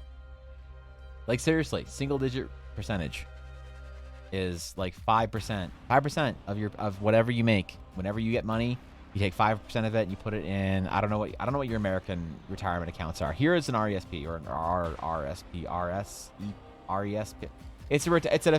There's accounts. There's lots of ways to save for retirement, but it's not a bad idea to do the government approved whatever 411,000K whatever fucking thing, you know. As soon as you turn 18 or whatever. $60 to get a Cox membership, but there are usually deals available if you look. Wait, really? Retirement? What's that? Yeah, I don't know, man. I'm gonna work until I'm 80. I don't care. How do you, but happy birthday. I wasn't sure if you were announcing it, Cobalt. I wasn't sure if you were formally announcing it. But guys, Cobalt had a baby. Cobalt had a baby all on his own. His wife was at home sipping margarita the entire time while Cobalt was busy having a baby. It was tough on him, but he made it through somehow. Yeah. He Peyton Manning that thing out. It was great, dude. Congratulations, Cobalt. Do we have details? Do we have? Because I know we didn't know if you're gonna have 2 boys or a boy and a girl. I didn't ask about anything yet. I didn't see Discord or anything, Cobalt, until this morning. So, I don't know. Any story? Was it all good? Here, mom and baby are happy. Congratulations, dude. I don't know. I'm really happy for you, buddy. Seriously, congratulations, Cobalt. That's awesome, dude. Because I was like, call me when I need to pick you up. Yeah, basically. Yeah, she was like, hey man, I know you're gonna go through this real rough time, so let me know, and let me we can stop and get some McDonald's on the way home. You can get you some chicken nuggies. Yeah. Sorry if you didn't want to announce it. Yeah, I wasn't sure if. Yeah. All right. Fair enough. That's right. Congratulations, Cobalt. I'm really happy for you, man.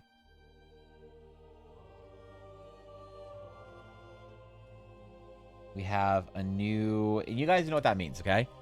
You guys know what that means. The Cobalt now has 2 kids.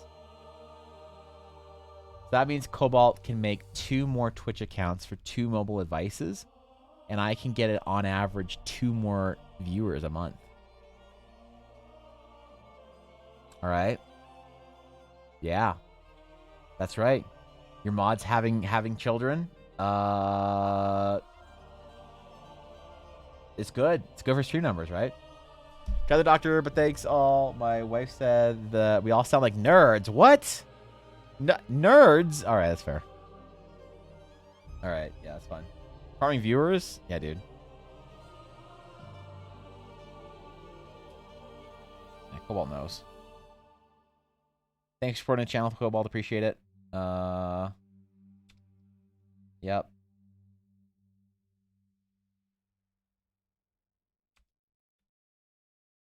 All right.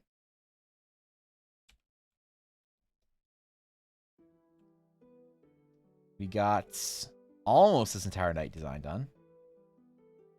Oh no, I have to add another.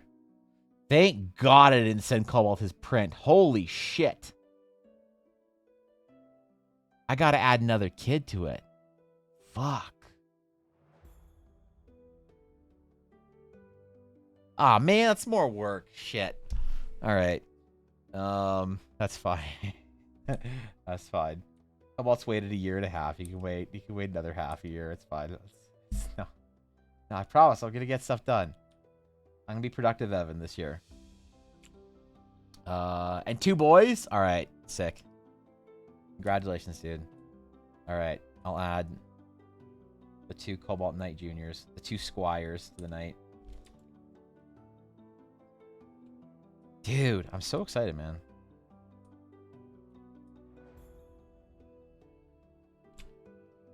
Okay. How do I want to do there? Do I want to do like plated armor and then like a Huberk? Is that how you say it?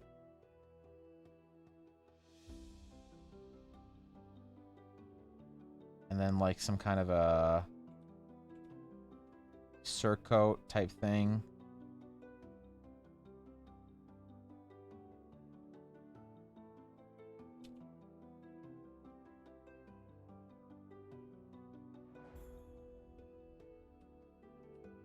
Dude, I'm so excited for Cobalt, man.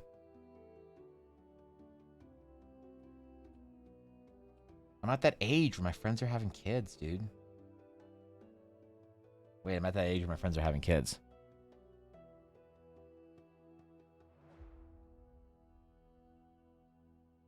Okay, drawing Dungeons and Dragons things. Let's yeah, I had to process mortality there for a second. My own World of Warcraft career just flashed before my eyes for a second there. Only question, was the baby in a suit drinking apple juice in a whiskey glass when he was born? Yeah, almost. Wait, you wouldn't let you bring the whiskey glass in. First a dog? Dude, I can't stand my dog. Dude, she was such a little piece of shit when I had to take her out yesterday. I took her out alone. She's such a piece of shit. I am so done with that dog. I am not a fan. All right. If I could go back and do it again, I would never have gotten a stupid dog. Ugh. She's such a nightmare to take care of. I hate it. She's so needy, and if she doesn't get what she wants, she fucking destroys shit.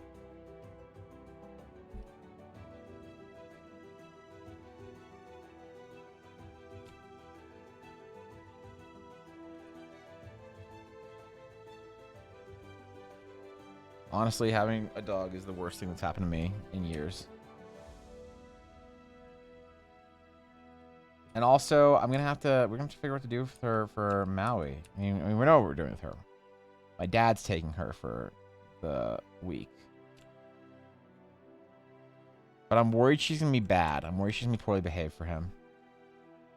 Because, like, here we have to, like, put tape, like this double-sided tape that is designed for so cats don't scratch things on all the legs of all the furniture and all the corners of all the walls. And I'm just so nervous she's gonna chew shit at my dad's house. She's gotten better, but still, she doesn't get her a lot of attention through the day. Like, I'm wondering, honestly, if it's better for us to just send her to the kennel that she goes to puppy daycare at sometimes. We send her to puppy daycare some days just for the socialization aspect of it. Just so that she can talk, like, and she's great with other dogs, man. She just wants to fight every dog she finds. Big dogs are the best. She wants nothing better than to just fucking fight them. She's fearless. But, yeah, it is. It is rough. I'm worried that we have to send her there instead of my dad's because she's just a monster still.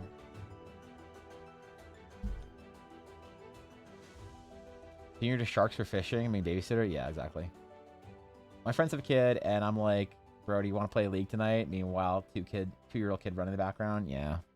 That's why I, like, hate playing World of Warcraft right now with Ella when she's up here.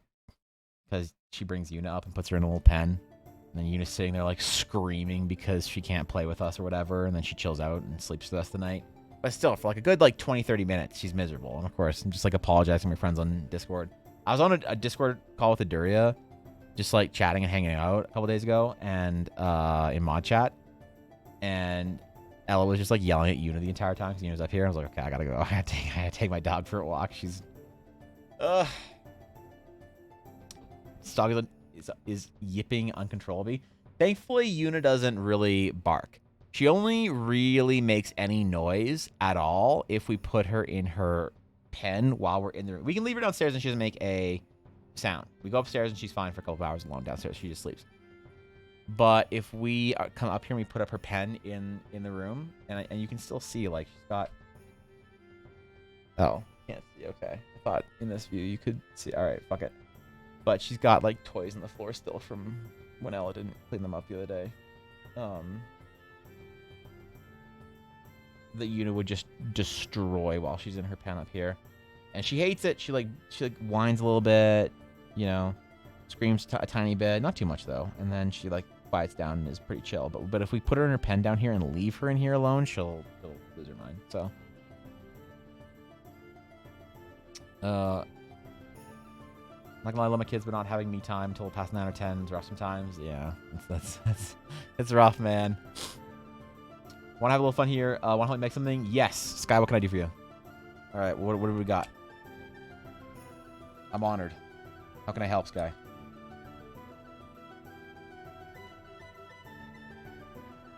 Okay. Knight number 1.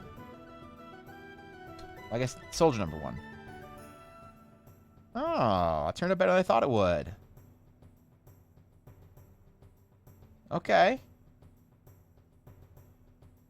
Not bad, man. Not bad. Okay. 3 more to go. Easy. And then we're done with the token pack for our mega pack. I'm so excited for this one. I just visit you guys and train her not to be an asshole. Hang out with my favorite people. I mean, that would be like, look, she is getting better. Ella is doing a good job with her. I don't want to make it sound like Ella's slacking on her or anything. But Ella hasn't been feeling super well the last couple of days or the last couple of weeks. So it's been harder for Ella to spend the like 5 hours you spend with puppy training them to be like a really good dog a day. So she's a little lagging on some things. The things that Yuna's lagging on is she's lagging on attention. She's lagging on attention. She's very easily distracted. So when we go on a walk or something like that, she's pulling a little bit. She wants to go investigate things. That's also just puppy stuff. She just wants to sniff everything in the world, right? But it's hard sometimes to get her attention on us to then like make commands. Once her attention's on us and she's like pretty calm and whatever, like we're in the house, we can usually do decent commands with her. But definitely being alone is good. She's good with that. She's good with she doesn't bark at all. She doesn't bark at other dogs, dude. Like at all, ever. She hardly ever barks. The only time I've ever heard her bark is when she's playing with a dog. She hardly ever barks for our attention. She sometimes whines a little bit. She's figured out that when we're eating or we're in the kitchen, we don't give her any human food. We don't feed her from the table at all, ever. We don't let her up on the couches. Oh, jumping's the one thing that she's having a problem with. Is she's jumping up on we have a low coffee table, a big square low coffee table in between like a sort of an L section of 2 couches, and our TV and storage are sort of on the other 2 sides. And she jumps up on the coffee table and then tries to jump on the couches, and getting her to not jump up on couches or the coffee table is rough because we're not letting her on the couch ever. We are not allowing Una to be a lap dog. If she's ever gonna, and she likes being in our laps, but only when we're only letting her do that when we're sitting on the floor with her. She usually goes and grabs one of her chews and brings it over and just sits there on her lap, just puts her ass straight on her legs and just like enjoys herself chewing. But we don't let her up on the couch. We don't let her on her laps. We don't, that's the only thing that's like the big thing that's like probably still really annoying is that. But she's doing pretty good, Fox. Make a themed slime for Ring of Power. I need to think of a base color, and I want to pair it with a clay mold of a sword and shield, which I'll make from some form of metallic. So you boss me around with colors. All right. Slime, let's see. Slime for Ring of Power. Jesus, Ring of Power. Is that a Norma D&D item? I think it is. Ring of Power. All right, I have an idea in my head, but I don't want to... Oh! That's a TV show. I thought that was like you're making a magic item thing. Okay. Okay, Scott. Hold on. Oh, God. Okay. Colors for Ring of Power. Oh, man. Let's see. Hold on. We need to do some tests here, Sky, real quick. Okay, colors. Let's get our... Let's do some tests here. Okay, so let's think about our base here. I have an idea I want to try. I want to try Lord of the Rings. This might pog one shot, or this might be awful. I want to try Lord of the Rings, Elvish Cloak Green. Okay, all of its different little facets in the light. Okay, hold on. Lord of the Rings, Elvish Cloak Green.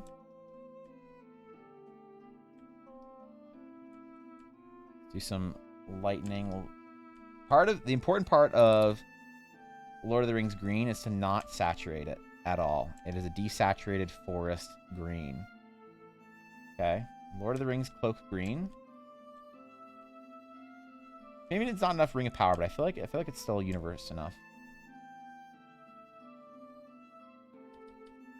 All right, come on, Sky.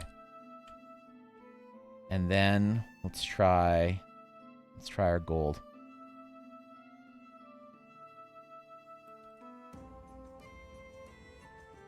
Let's try strands of gold. Ooh. So most gold, once you add an alloy to it, turns a little green. So to not make it look like it's complementing it too much, we're going to keep a little bit more orange in it than you might think. But this actually has a lot of green in it. Like an orange gold, like a gold that I would do, looks more like this. So this is a gold with a lot more green in it, but not too much. Because if we went like a gold with a lot of green in it, it would look, I think with this, it would look too green. Yeah, maybe not actually. Actually, maybe it complements it. Hold on. Okay, I was wrong. I'm wrong. I figured it out. Okay, that's not bad. So we're doing a gold with a lot of green next. I thought it would stand off against it. Oh, it does if it mixes too much, I think. But I think you can probably keep the colors from mixing in too much, right? I'm actually not sure if this is even doable, Sky. So tell me at the end if it's fucking impossible to do strands of stuff. And then I'm just thinking honestly right now of dice colors because sometimes help the L with dice colors. So I'm just, Excuse me if I'm dreaming too much for what's possible with your medium.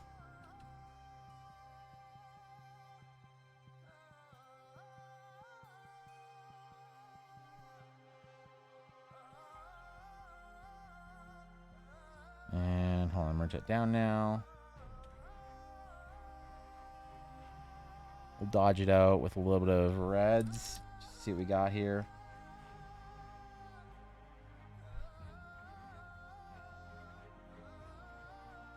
Do maybe flex. I don't know if you probably can't do flex, actually. I don't know. I don't know the anatomy of how you can mix your colors. We're going to be ambitious here, and you tell me what you like and what's possible and what you don't like. Dodge some of those a little bit of color. Well, not dodge them, highlight them.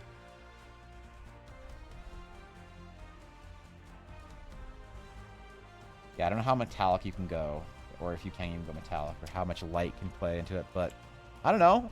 Okay, all right, that wasn't too terrible. I don't know, Sky, what do you think? Those are the colors I would pick for something for Lord of the Rings Z. Again, a different. You have that. Shouldn't it be should it be opaque or translucent? I would think if it's metallic, it'd be opaque. I think. Or you mean the entire thing? Ooh. I like the idea of being opaque. I don't know why. Yeah, I don't know why. Like I think it'd make the strands of like different colors highlighted it more. But I don't know. I don't know if that's doable or whatever. You know? Yeah, I don't know, but like Ring of Power, their general branding is we search for Ring of Power advertisements. Let's look at their general. So they're going with a very. This is interesting, actually. So you can see like how they do their color matching and stuff. And shit between different scenes and art and whatever. Let's see what kind of colors they're using. So everything's kind of cool. Are they going with like cool yellows and silvers? Cool colors, cool colors. This is very they're kind of ripping off Game of Thrones as far as their like color decisions are going. Oh yeah.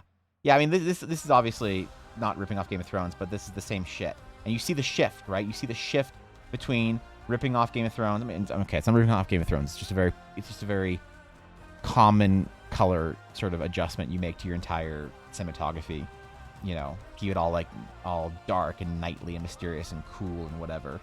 But then when you have, so like even this is a good example of everything is very like desaturated and cool and whatever, and all the grays look blue and all the skies look blue and the greens and the grass have a lot of blue in them. This is probably in reality this probably has a lot more yellow in it than like when it was shot versus this.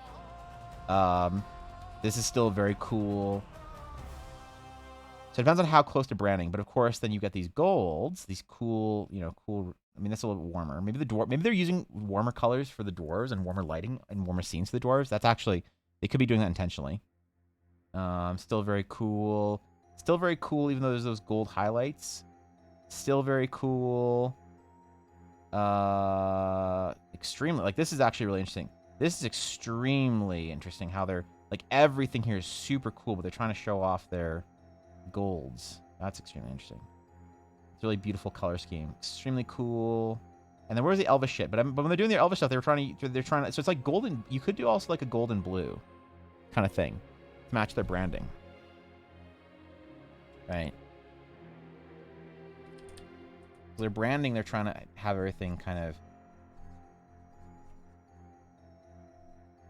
they're kind of trying to have everything a mixture of cool blues and bright gold. This is like their cinematography and branding slime. This isn't necessarily the slime that like, or the color palette that fits maybe the theme of it the most, as far as I'm concerned anyway. But this is definitely their branding they're trying to go with. Like somebody is getting paid a lot of money to think about this kind of shit, and they decided that this was the colors that Ring of Power was going to be. Somebody in the editing section or the director or whatever decided that this is what their Lord of the Rings, the new series is going to be. So start making things and see what happens. All right. All right. I need update photos. I need progress shots. I'm intrigued now. Do a fun one that we just did for settling for their boring-looking ones. Yeah, all right. Pog. Pog. I'm into it. Sky. I want updates. I'm intrigued now. I'm emotionally invested in this. I was already emotionally invested in this, but now I'm emotionally invested even further.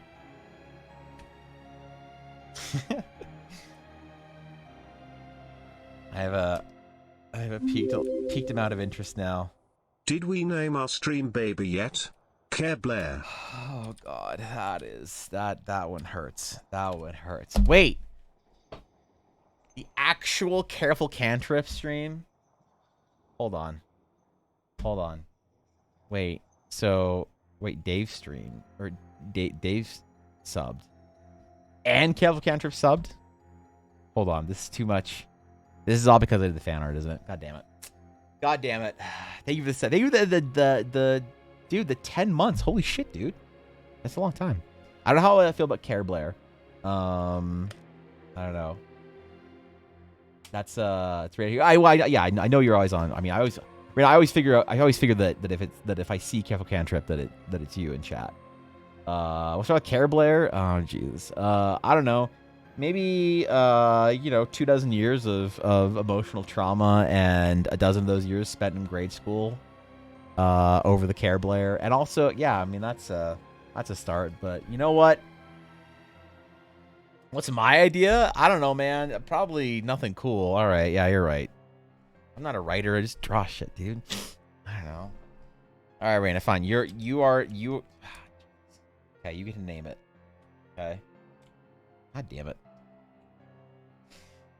How you doing, Raina? Thank you. I appreciate the sub. Seriously, thank you. It means a lot. It means a lot, dude. Sorry I didn't pop in on Saturday, by the way. I know you guys were all hanging out on Saturday. I did not have a access to PC all day, so. Hi, Careful Cantrip, birthday, Mad Lad, Giga Chad McBluff in chat as well. Yeah, it's true. It's true. You need to watch episode 3? I had to watch episode 3 as well, Thorgan. I'm not caught up. I know it. The last I ended, the last I saw, everybody was almost dead. So I gotta see if I need to do new character art or not. I actually don't know if Bobby's still alive. Probably though. Let's just face it.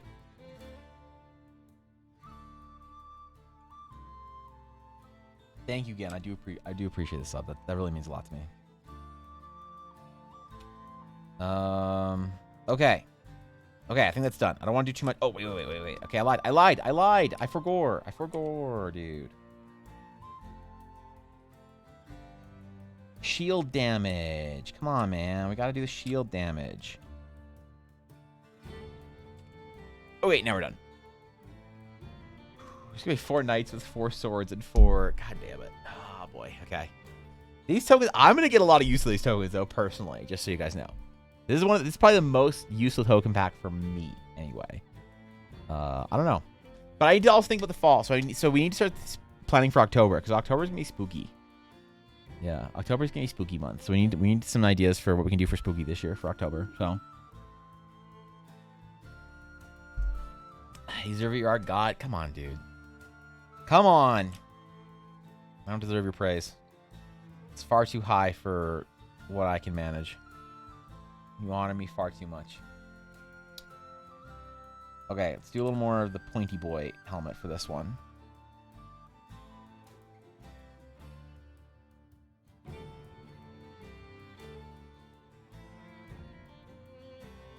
And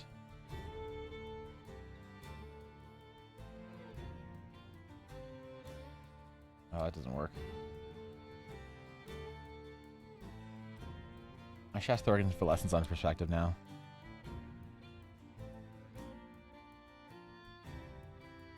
Here we go. Okay.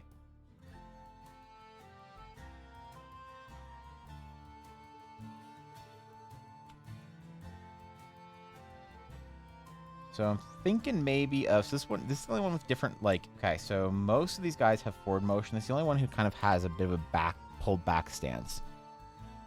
October Grand Return. Oh god. Yeah, I need to think about the prompts for that. I haven't started yet, to be honest.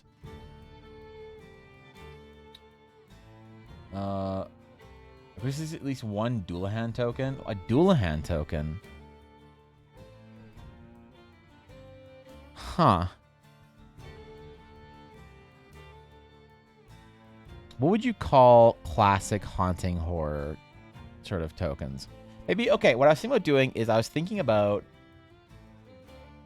doing a request token pack for Patreon where everyone could request a token that was some kind of like classic fantasy horror type thing. But then people might request dumb shit and meme on me.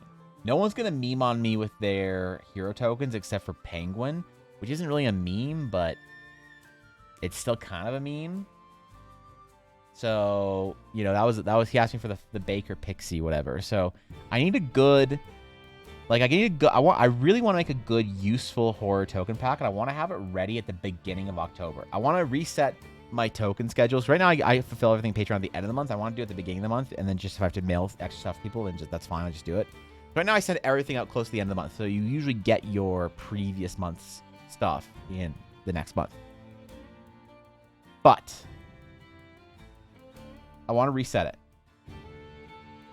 So last month I had the October token pack ready and it was spooky. So maybe I could do the September token pack as spooky. Actually, let's do that. Let's have the September token pack. No. Fuck no. Because I want, shit. Okay, I want the September token pack to be spooky-ish. Like imagine like Wicker Man kind of shit or whatever. Like spooky-ish, but mostly fall stuff. And then October to actually be spooky. And ready at the beginning of the month so people can use it all month, you know? Your shading is amazing. It should be illegal. God damn it. Stop. Stop. I don't deserve the praise, dude. I'm not worthy. Thank you, Raina. I appreciate that. You are by far way too generous with your praise. But I humbly accept it and thank you for it.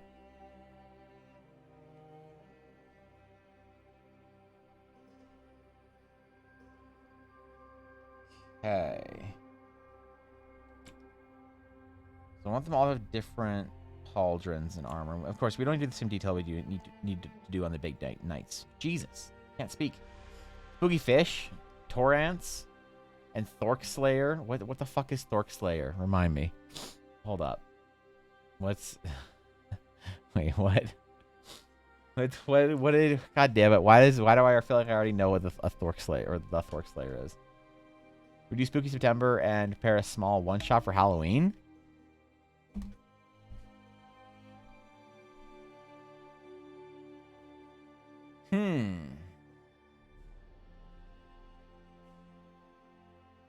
That's not a bad idea. Yeah, wait, that's not a bad idea. Hold on. That's actually what if September was zombies, liches, and undead? What is what in the general D&D opinion, what is considered to be good spooky D&D? Are vampires spooky D&D? Monkey Packs. Oh, gee, okay, yeah, all right, yeah. What? Okay. Do you think is the best? What is the classic Halloween themed D&D game that DMs like to throw their players as an event? Liches and zombies, skeletons. Skeletons could be cool, dude. Necromancer and we could do an entire encounter, dude. Necromancer and a whole bunch of skeletons and whatever. Maybe ghosts as well. Then they do with Mind Slayers. Wait, Mind Slayers? Mind Flayers? Undead Scarecrows. Yeah, I like the vibe of the undead, the Scarecrow, the Wicker, that kind of stuff, you know? That typical, like, I don't know what to call it, like, colonial U.S. era horror stories, you know? Like, you know what I mean with that vibe? Like, I feel like you know, the fall and dead leaves and scarecrows and hauntings and shit like that. I feel like that's all very, like, East Coast kind of thing, you know? Or am I getting that wrong? Because I feel like hags. Hags and banshees and stuff. Witches. That'd be kind of good, actually. Do like a witch's hut kind of. Ooh. Okay. Curse of Strahd, Death House. Yeah, like vampires and shit like that. And I don't know. Yo, Owlberry, thank you for the follow. Appreciate it. Welcome, my friend. Gorblin, you're very correct. Excellent. Okay, yeah, all right, yeah. That kind of era is what I'm thinking of, you know. But I don't know what to call that, right? You know, carnival, a horror carnival. Oh my god, dude. I could do like a necromancer, like I don't know, traveling something, carnival of death, swirling bones, hags and witches, a banshee or two, enchanted. I don't know. What's a scary thing to be enchanted? Because for last Victorian colonial horror, those are the words. Okay, awesome. That's exactly just as descriptive as I could have asked for. Yes.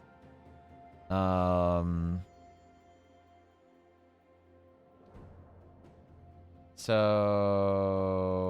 oh wait. So last month or last year, I did the Eldritch Horrors versus the Sky Knights. Oh my god, look how much my tokens have improved. Holy fuck, are you kidding? Wait. Really? Holy shit, dude. Why did anyone pay for me on these tokens on Patreon? Jesus. Okay, yeah, so we did the Eldritch Horrors. We did Eldritch Horrors and Hauntings. So I got a little bit of that. I got the pumpkin and the like sort of like Thresher kind of, you know, the Westfall Golem kind of stuff. The haunted shit. And Eldritch Horrors. This guy was such a good boss fight. I like almost killed 2 of my players with him. It was pretty pog. The Sky Shard Pylons and the Sky Knights and their little wyverns. Oh, so I already have knights, actually. See, it's the cleric. It's the cleric with the floaty thingy. The floaty mace. There you go. So we made concept art for. Look, here's the concept of the cleric. There's the cleric token. Ooh. Concept art to completion. Ah, wow. I would miss a lot of... Oh, my God. Evan, please. Clean your tokens better. Holy Jesus. Oh, my God. Okay. That triggered me. Continuity.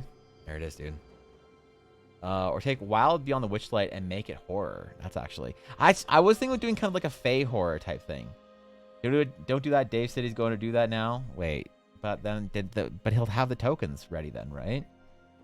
Dave said he wanted to use some of my tokens, or asked if he could use some of my tokens in the next campaign here or there, or whatever. And I don't know if he actually is going to use any, but I totally said he could. So wait, that works then. If I have tokens that he can use, you know, I don't know. Actually, I heard Bobby's gonna be making tokens and stuff. So, or actually, I don't know. Bobby said something about assets or something. I don't know if that meant like character art or if he meant like actual in-game stuff or whatever. So either way, I'm excited to see what he does. Okay, man, wow, dude, these tokens, seriously. That's an improvement, dog. Sometimes it's good to like really study a feeling of improvement and just like sit with it for a minute. Wow. I always feel weird doing it because it feels like this weird like ego trip. Like, man, I'm gonna sit here and think about how much better I am. But it's necessary sometimes, dude. I think. I don't know. Maybe it isn't. Maybe it is a weird ego thing. But man, wow. I've actually improved my tokens quite a bit, I think. They take more time, though. I definitely spend more time than maybe I should on my tokens every single month. But for each token pack. But wow, dude.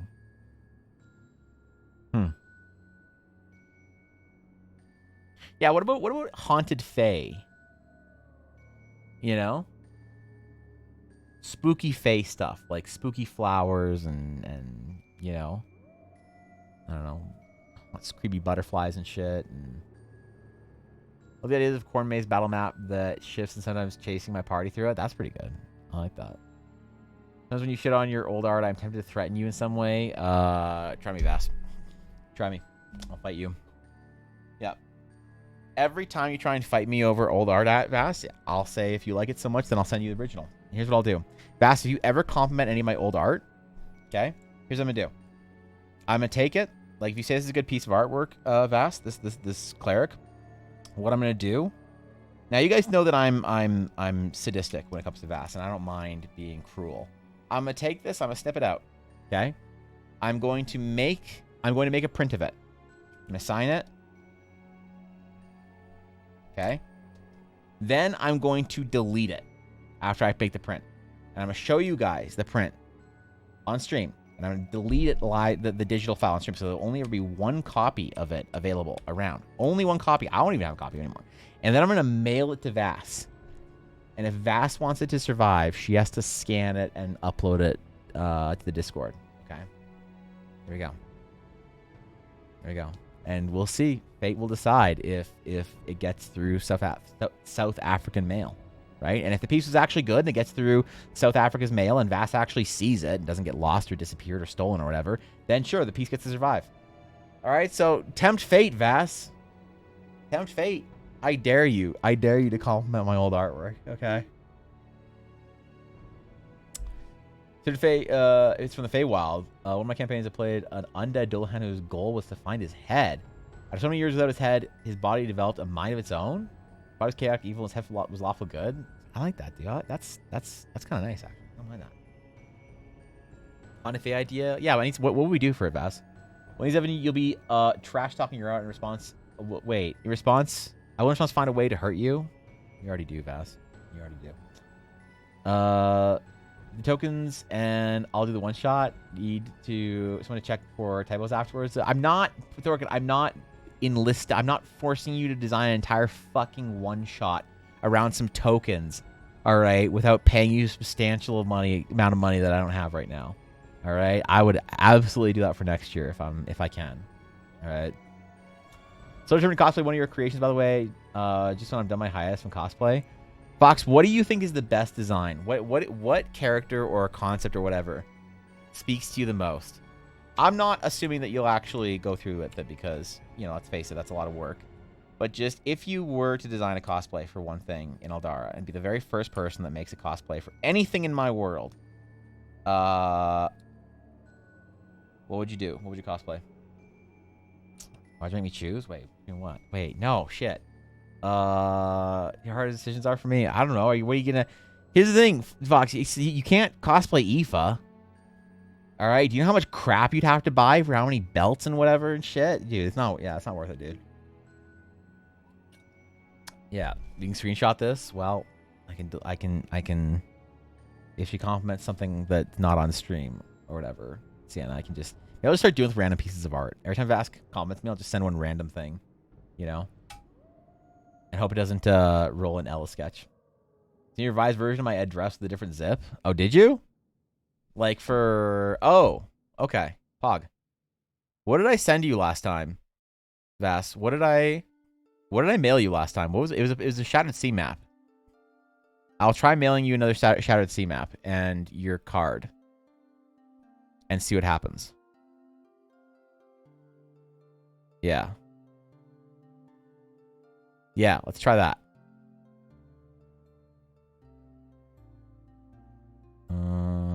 Okay, Pog. Probably, to be honest, would be the first. Wait, we talked about this. I do Ren Fair as a former SCA. You should know how many belts I have. Yeah, that's okay. That's fair. All right, that's fair, Fox. I don't ever want to question how many belts you own as a fucking Ren Fair. Fox, I wanted so bad to have enough time this year and for COVID to be chill and travel to be easy to go Ren Fair somewhere with you. I want it's just a dream of mine, Fox. Next summer, I'm gonna try so hard to make so many things work, and one of them is to do an IRL stream with you from Ren Fair. Yeah, I want you to show me the ropes, okay? Because like my SCA experience in Canada was a bunch of fucking neckbeards worried about their honor and whatever in their like weird LARP kingdom, you know, It wasn't. No one was getting drunk. No one was having fun. All right. It was just. It was awful, man. Let's play as the furry Evangeline. See what text to voice. You text to voice night. You nerd. Return each time you shit on your art. Another set of cat paw prints gets added to your model. The Evangeline model skirt gets shorter, and my Yurta concepts gets more stupid. Fuck. Shit. That's. Wait. Hold on. Hold on. These threats, fast. Hold on. We can negotiate here, okay? You grew up because your parents were doing SCA. SCA is I don't know. Maybe it's fun somewhere. It wasn't fun where I lived. Big Ren Fair once this year, literally one weekend. Have you seen? It would be fun. We talked about it in the fall, or the spring, or no, winter last year about doing it in the summer, but it just didn't work out. But I still think it'd be so fun to do Ren Fair and to go out and hang out and see you and I don't know. Ella doesn't want to be on stream, but I'd bring Ella. And we'd like hang out with her the day, but she still probably doesn't want to be on stream though. Wait, Fox, is there a VR chat Ren Fair we can go to? Is there? Yeah, wait, hold on, Fox. Is there a VR chat Ren Fair you and I can attend? I'm sure there is, right? It's VR chat. Probably. Yeah, you're right. Probably.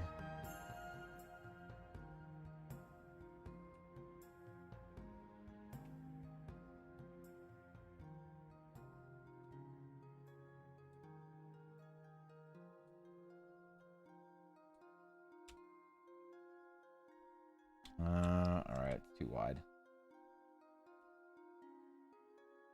This visor's too visory.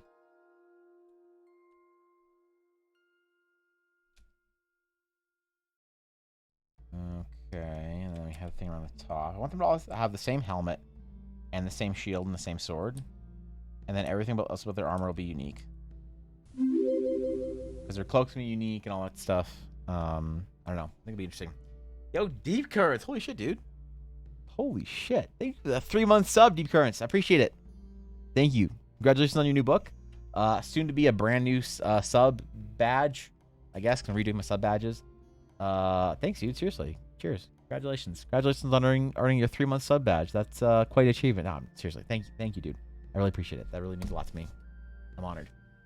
Damn, bro. The negotiator, yeah. The negotiator, yes, Thorkin. Oh, you guys do the big wars, Twinkie? That would have been fun. Cosplays are magical and insane. They're kind of insane, but insane nonetheless. I have said that I will do 2 things, okay? The first, or I will do something for the first Eldara participants, okay? I said I'd do something fancy for the first person that wrote music in Eldara, and I will, and that's Dashto.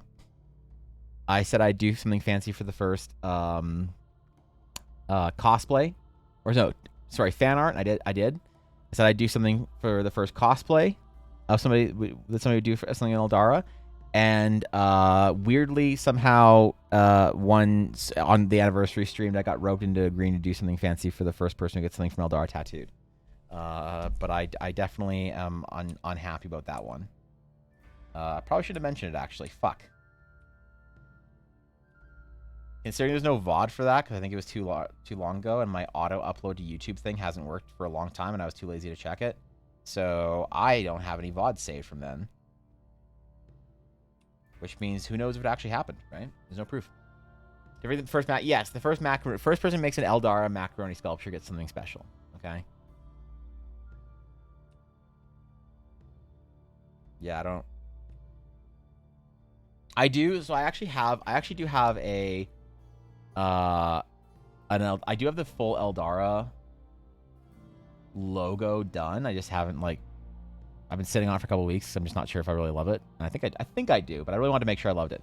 And I am contemplating getting it tattooed on me. I'm contemplating getting the Eldara, the Ring of Eldara tattooed on my shoulder. I think it'd be kind of cool, you know? I don't know. Maybe it's kind of dumb. But it is my project, you know? Would that be cool or would that be lame? Maybe it'd be cool. I don't know. What if I can't? What if it gets like I do that and then like years down the road it gets like copywritten or some shit or someone was like, hey, that's our logo for our oil company. I'm like, wait, what? You know? What color fox did we decide Aoife was again? You wanted her to be a cool one, one of the like ones with sort of the dark blue hair or whatever, and from the north. Because she's wearing. Wait, what do you mean? What color? She's a white, silver, blue, something or another. Because I did a, or no, did we say silver hair or dark blue hair? I don't remember.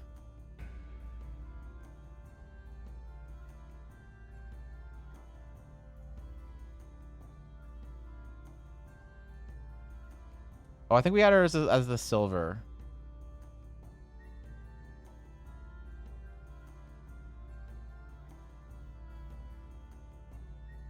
Yeah, she was like silver haired, right? Because well, like light blue silver, because the northern Ricard can have hair color that's either silver or dark blue, shades of pale blue to silver. Yeah, and then her armor was gonna be kind of like pale, like cool browns, and her coat was gonna be like a blue, and then like maybe some purples and shit like that in there, some golds mixed in. Yes, dude. Oh, I've changed the way I've done. I've changed the way I do character faces a little bit. She's looking a little outdated. I also changed the way I've done fills, so the cloak's looking a little outdated. All right, never mind. This piece of art is awful. I don't care. Vass, short on the skirt, add cat feetsies, and make weirder Urna things. I don't give a fuck. Okay, I'm spending this one. Okay, maybe I'll negotiate with you and say it's not that bad if you keep Evangeline's shirt or skirt a little bit longer. All right, how do I actually? I gotta ask Vass how I lengthen Evangeline's skirt. In general, the feetsies I'm already resigned to, but the Urna concept and the skirt are ones we can negotiate. But yeah, this piece of art, this one's a little rough around the edges. All right, I think I gotta redo it, man. Okay. Stop larping that piece of art is Ella. Okay, you get weird over Ella and art for your mod character box. So.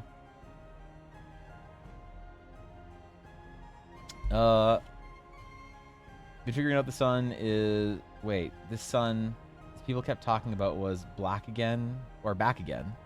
Ah, yes. We are back again, indeed. How's Puppy? Puppy's good. Puppy's good. Puppy's, let's see. She is no longer chewing on everything, but Deep Currents, unfortunately, she is now, jumping on stuff. She's big enough to jump on coffee table and couch, and we don't want her on either. So we're trying to figure out how to get good training for coffee table and couch. Her walkies are good. She's now has all of her vaccines, so she can go outside and be around other dogs. She's still very quiet, still very well behaved in that regard, but yeah, I don't know. She's doing good though. Thanks for asking, dude. I appreciate it. Might play Vast No Power of me. That's true. Admitting that acknowledging Evangeline's existence. Fuck. I did. So Sienna, I did buy a maid costume on my Final Fantasy 14 character, so I could dress up a Catgirl retainer named Evangeline and put her in the guild hall for Vass. Now, the skirt lengthened. You compliment your art. You want your concepts less stupid. Show reluctant acceptance of your art.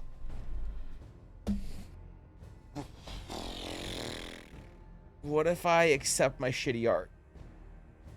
That makes Urna concepts less weird, but Evangeline's skirt gets shorter. The thing is, Urna concepts have no cap, have no ceiling. So that one goes infinite. But there is a cap to how short a skirt can go on one of your dumb Evangeline drawings. So I feel like in some way you're bluffing because there's that you know that your power is limited, Vass.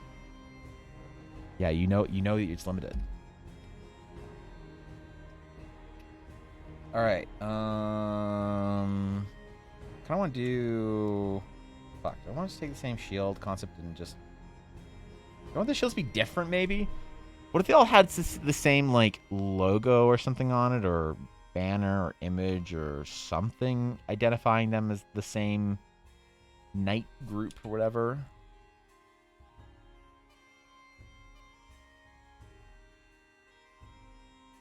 I'm gonna give them different armor. Like this guy's gonna have mitts.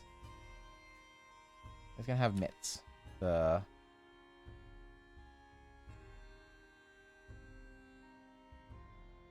little like battle mitt gauntlet thingies.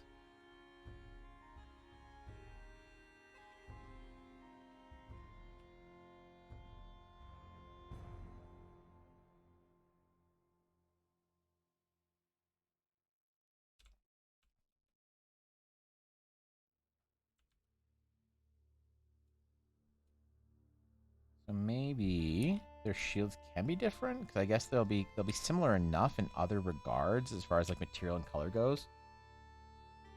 Maybe hold into the cap length of the skirt. If you keep going, I'll just forego the skirt altogether and put her in. Oh Jesus Christ, Vass. That's what I'm saying, Vass. That there's only there's a cap of how short it can go before you're just like ruining the design anyway.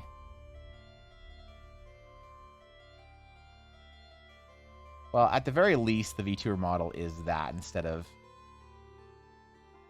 You know what? Never mind, man. I'm not going to remind Vass. Yeah, don't worry about it. So, anyway, horror. Eldritch horror. Victorian colonial horror. Fae horror. I should do a full vote poll 1 month that... Wow, no, it's part of the perk of being a patron, I guess. What do you think you guys would want to see more?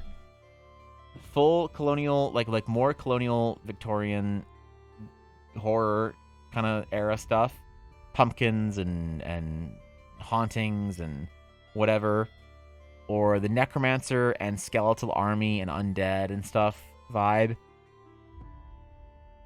or the Fae horror. The Fae is too much of the other stuff, but are there good tokens? So the thing is, though, Twinkie, is yes, that there might be a lot of the other stuff, but part of the problem is with tokens and stuff is that there isn't a lot of good quality tokens of those things. So yeah, people do it a lot, but that's the reason for me to then do it, so that I have a token pack that is that, you know? That's my... Yeah. I've settled models in the works at the moment, which whatever you're about to say is probably somewhere in the pile. God damn it.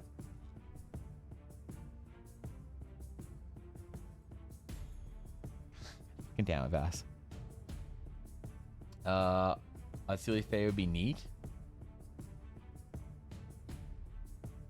The Fae, I don't know. Hold on. What do I search for this? Spooky Fae?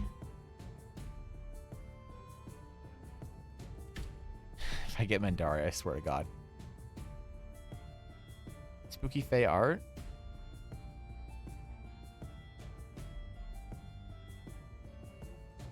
Okay. So like mushrooms and shit and spooky fairies and Wicker Man and like this kind of stuff. Like, is this the kind of vibe for like spooky fae?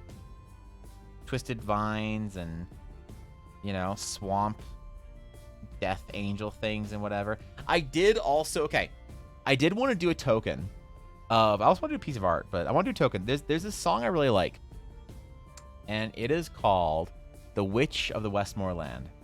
Now, originally sung, I forget the original artist, but it was a Scottish dude, I believe, telling the story of this like folk tale or whatever. But people don't know it for some reason. But I think it's the most D&D song I've like ever heard, right?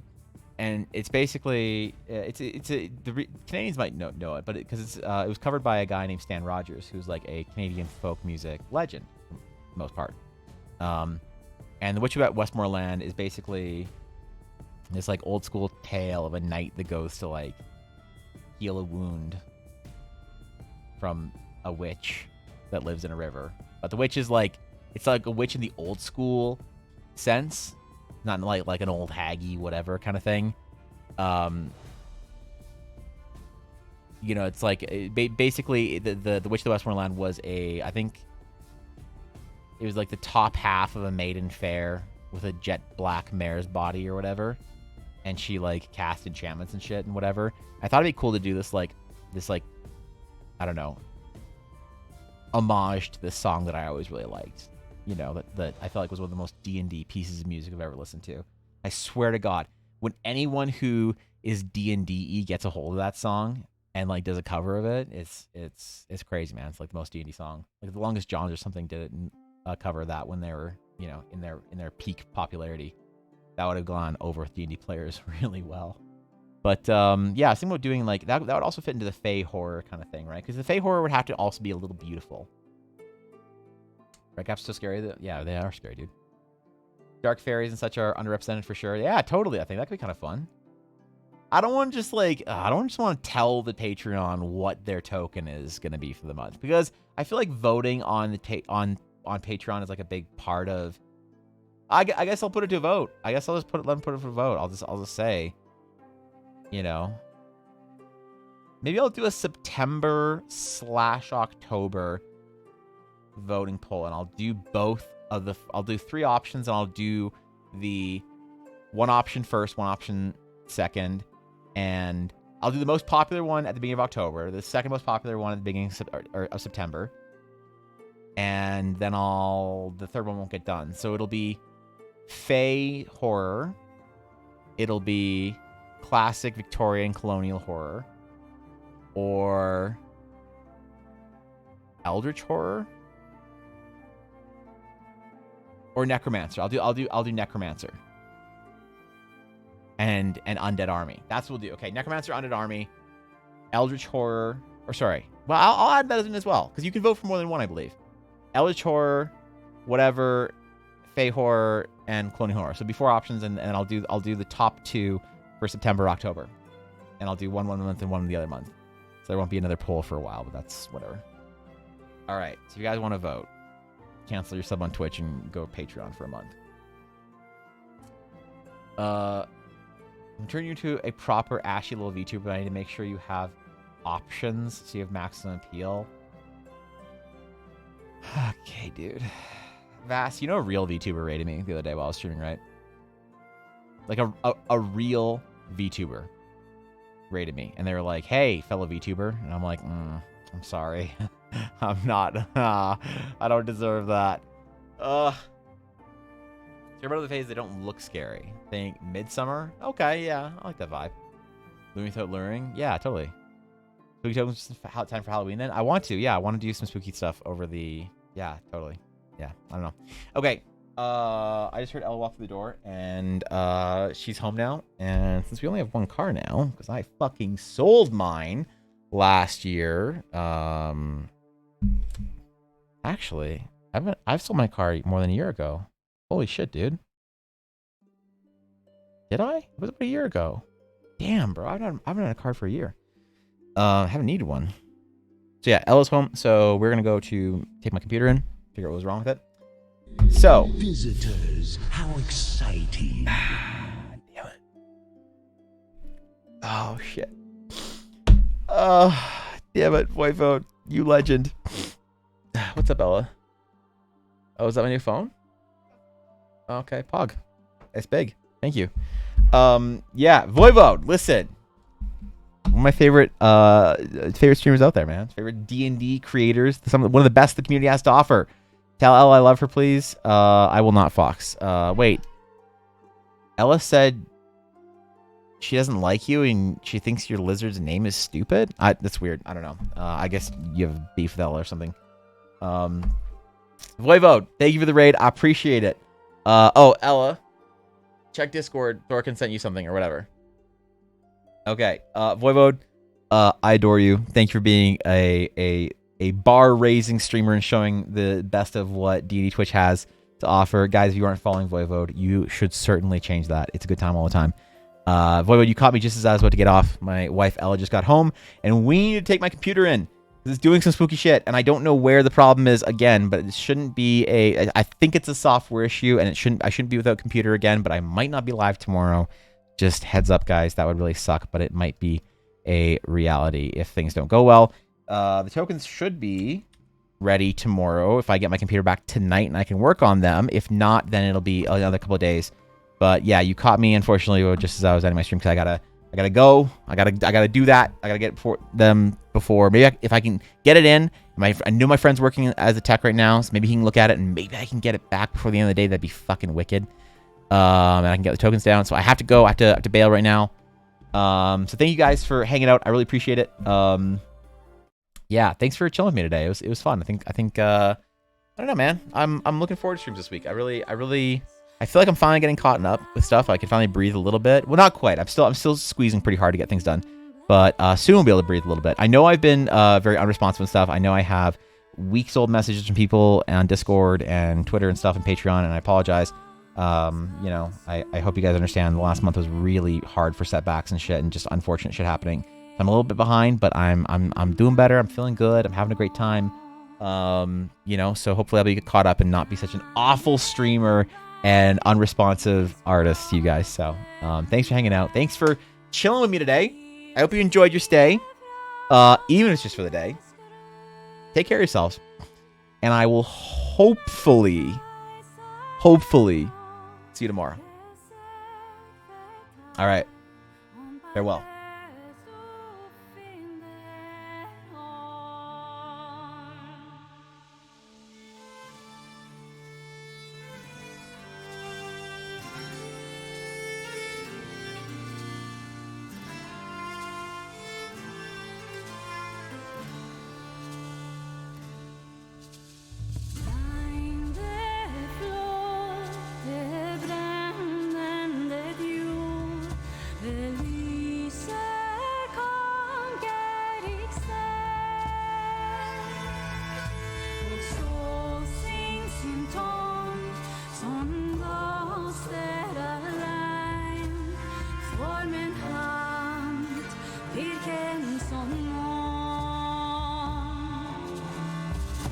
Sving fifra, det är en